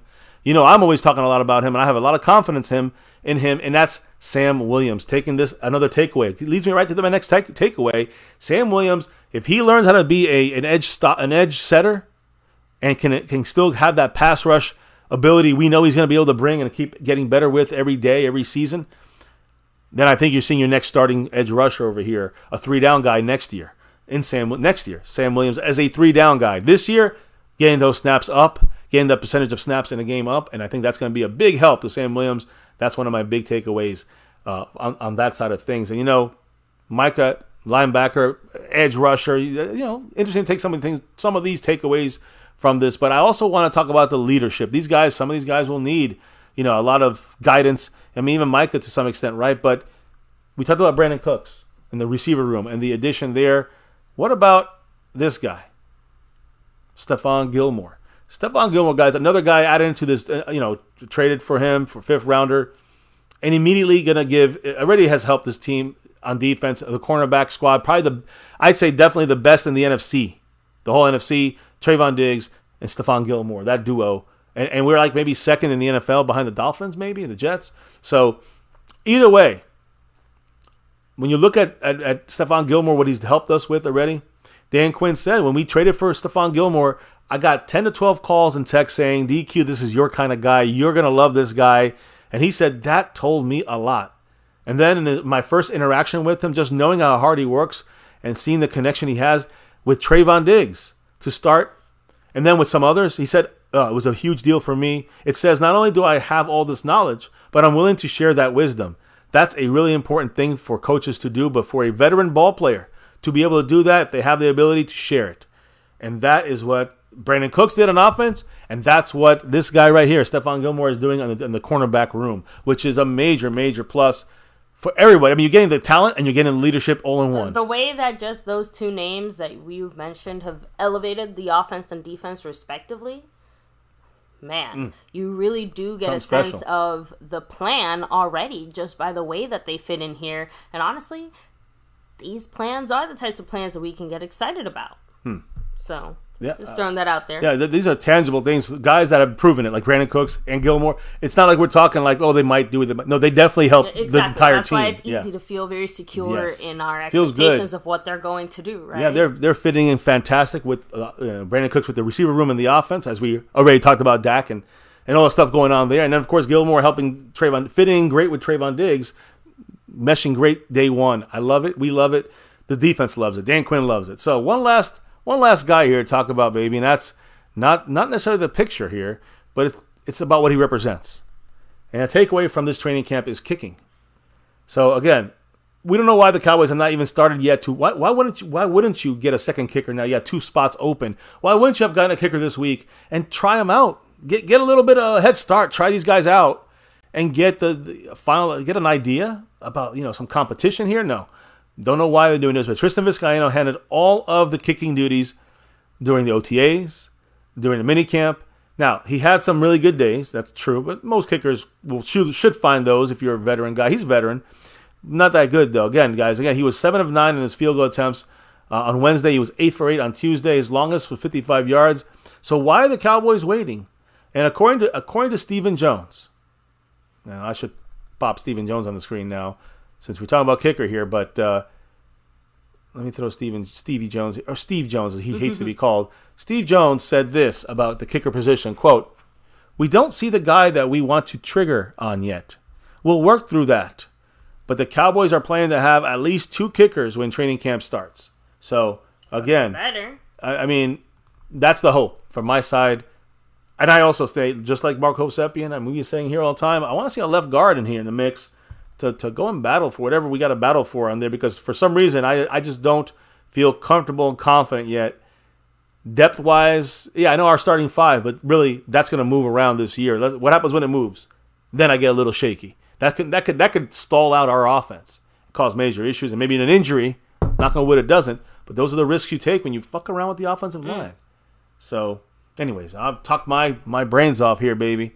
Why don't you any thoughts of this? And in the chat, any final thoughts before we do the shout-outs? I mean, realistically speaking, no, just because I kind of shared my thoughts. But the short version is, love to see the way that these guys elevate our offense and defense respectively. So, real quick. Mr. Marco Sepien dropping that 5 on it. another mahalo to you, Mark. Appreciate you. And he said, our team is built for a win this year. Agreed. Too many question marks next year. Both cornerbacks are free agents. Hankins is on a 1-year deal. Our center's going to be a free agent. Micah's going to get huge money. So, we better go strike now. It's now. And that's the problem. The Cowboys could have went a little bit more, and they held back. They held back a little bit, and that could make that little bit of holding back. If that makes a difference, then why didn't we just go for it? That's what kills someone like myself, like you, baby, like Marco Seppian, like half the freaking Cowboy fan base. You know what I mean? It's crazy sometimes, right? I agree 100%, Mark, with you on there. Great way to load up there tonight. And again, going to the home stretch tomorrow night for the finale. We'll see everybody back here again to do the wrap-up of the week. And listen, we got a couple other little comments to talk about here. I'm sure there's always something going on, but at the very least, it'll be a nice little Q&A, just you and I, guys. We'll all be hanging here, cameras on, talking to you guys, looking in the camera, saying, are we ready for this offseason? Are we ready for this training camp, getting ready for this regular season, for this 2023 season? I think we have the ability. I think we're just about there. If the defense can be that good and the offense is tweaked enough that they can just raise it a little bit more, we got a real shot.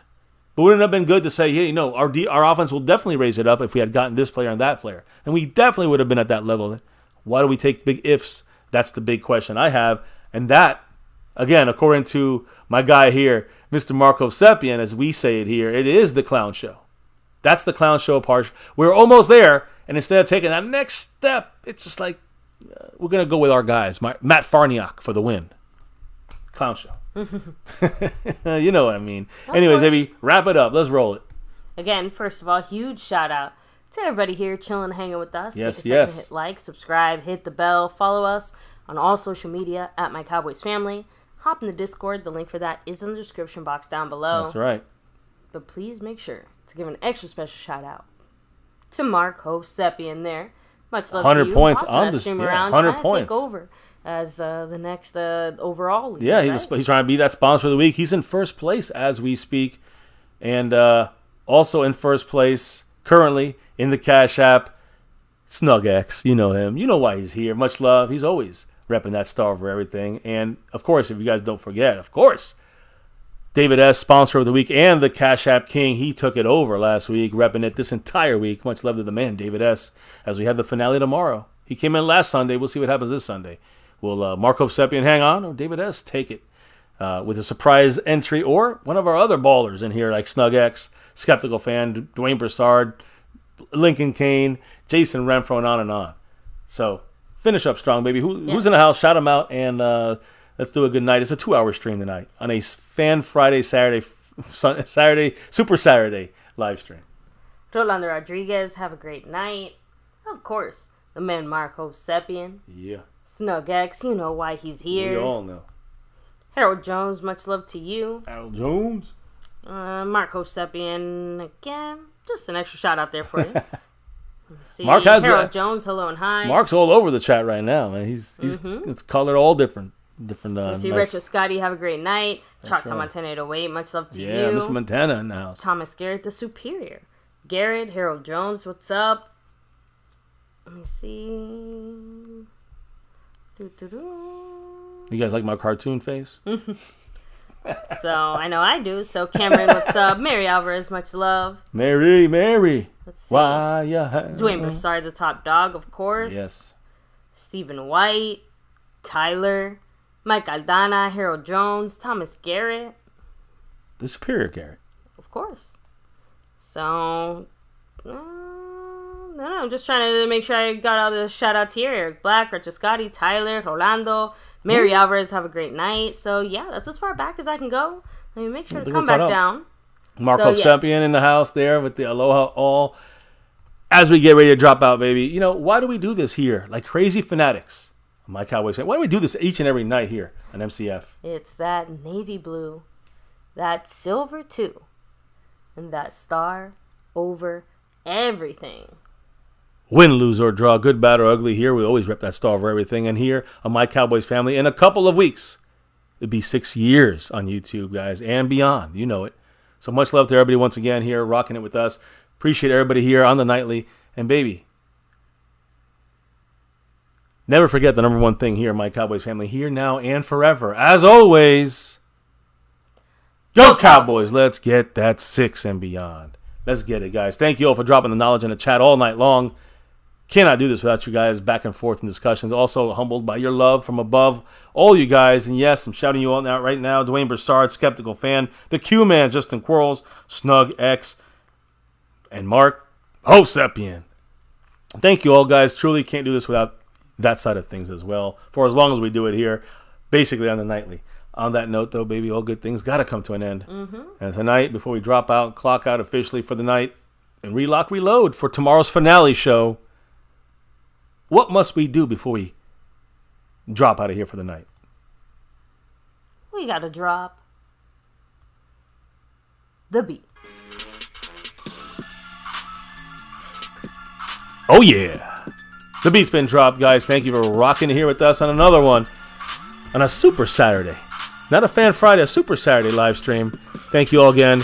Discussed it all. Remind your Philadelphia Eagle buddies and friends and clowns. 5 is always greater than 1. They are more than welcome to cry Eagles cry as far as I'm concerned. You know it here in MCF, it's a wrap. Thank you for discussing a little bit of this, a little bit of that. And Crazy Dog cracked out jumping around us here. You heard it all here, right here on MCF, My Cowboys Family, and another Cowboys chat.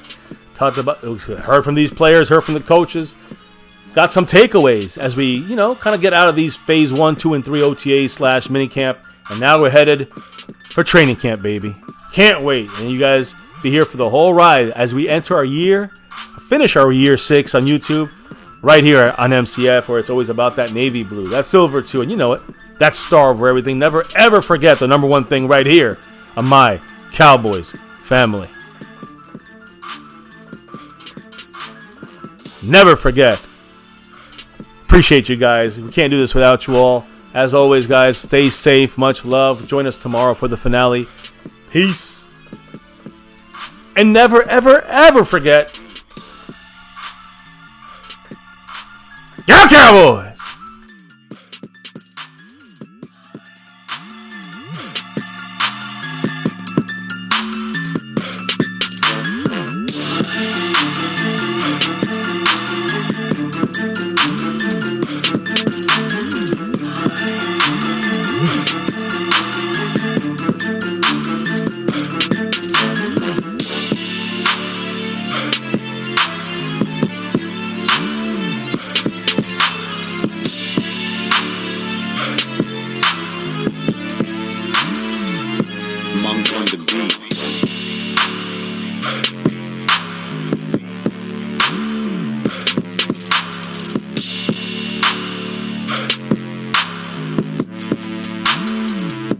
Monk on the beat.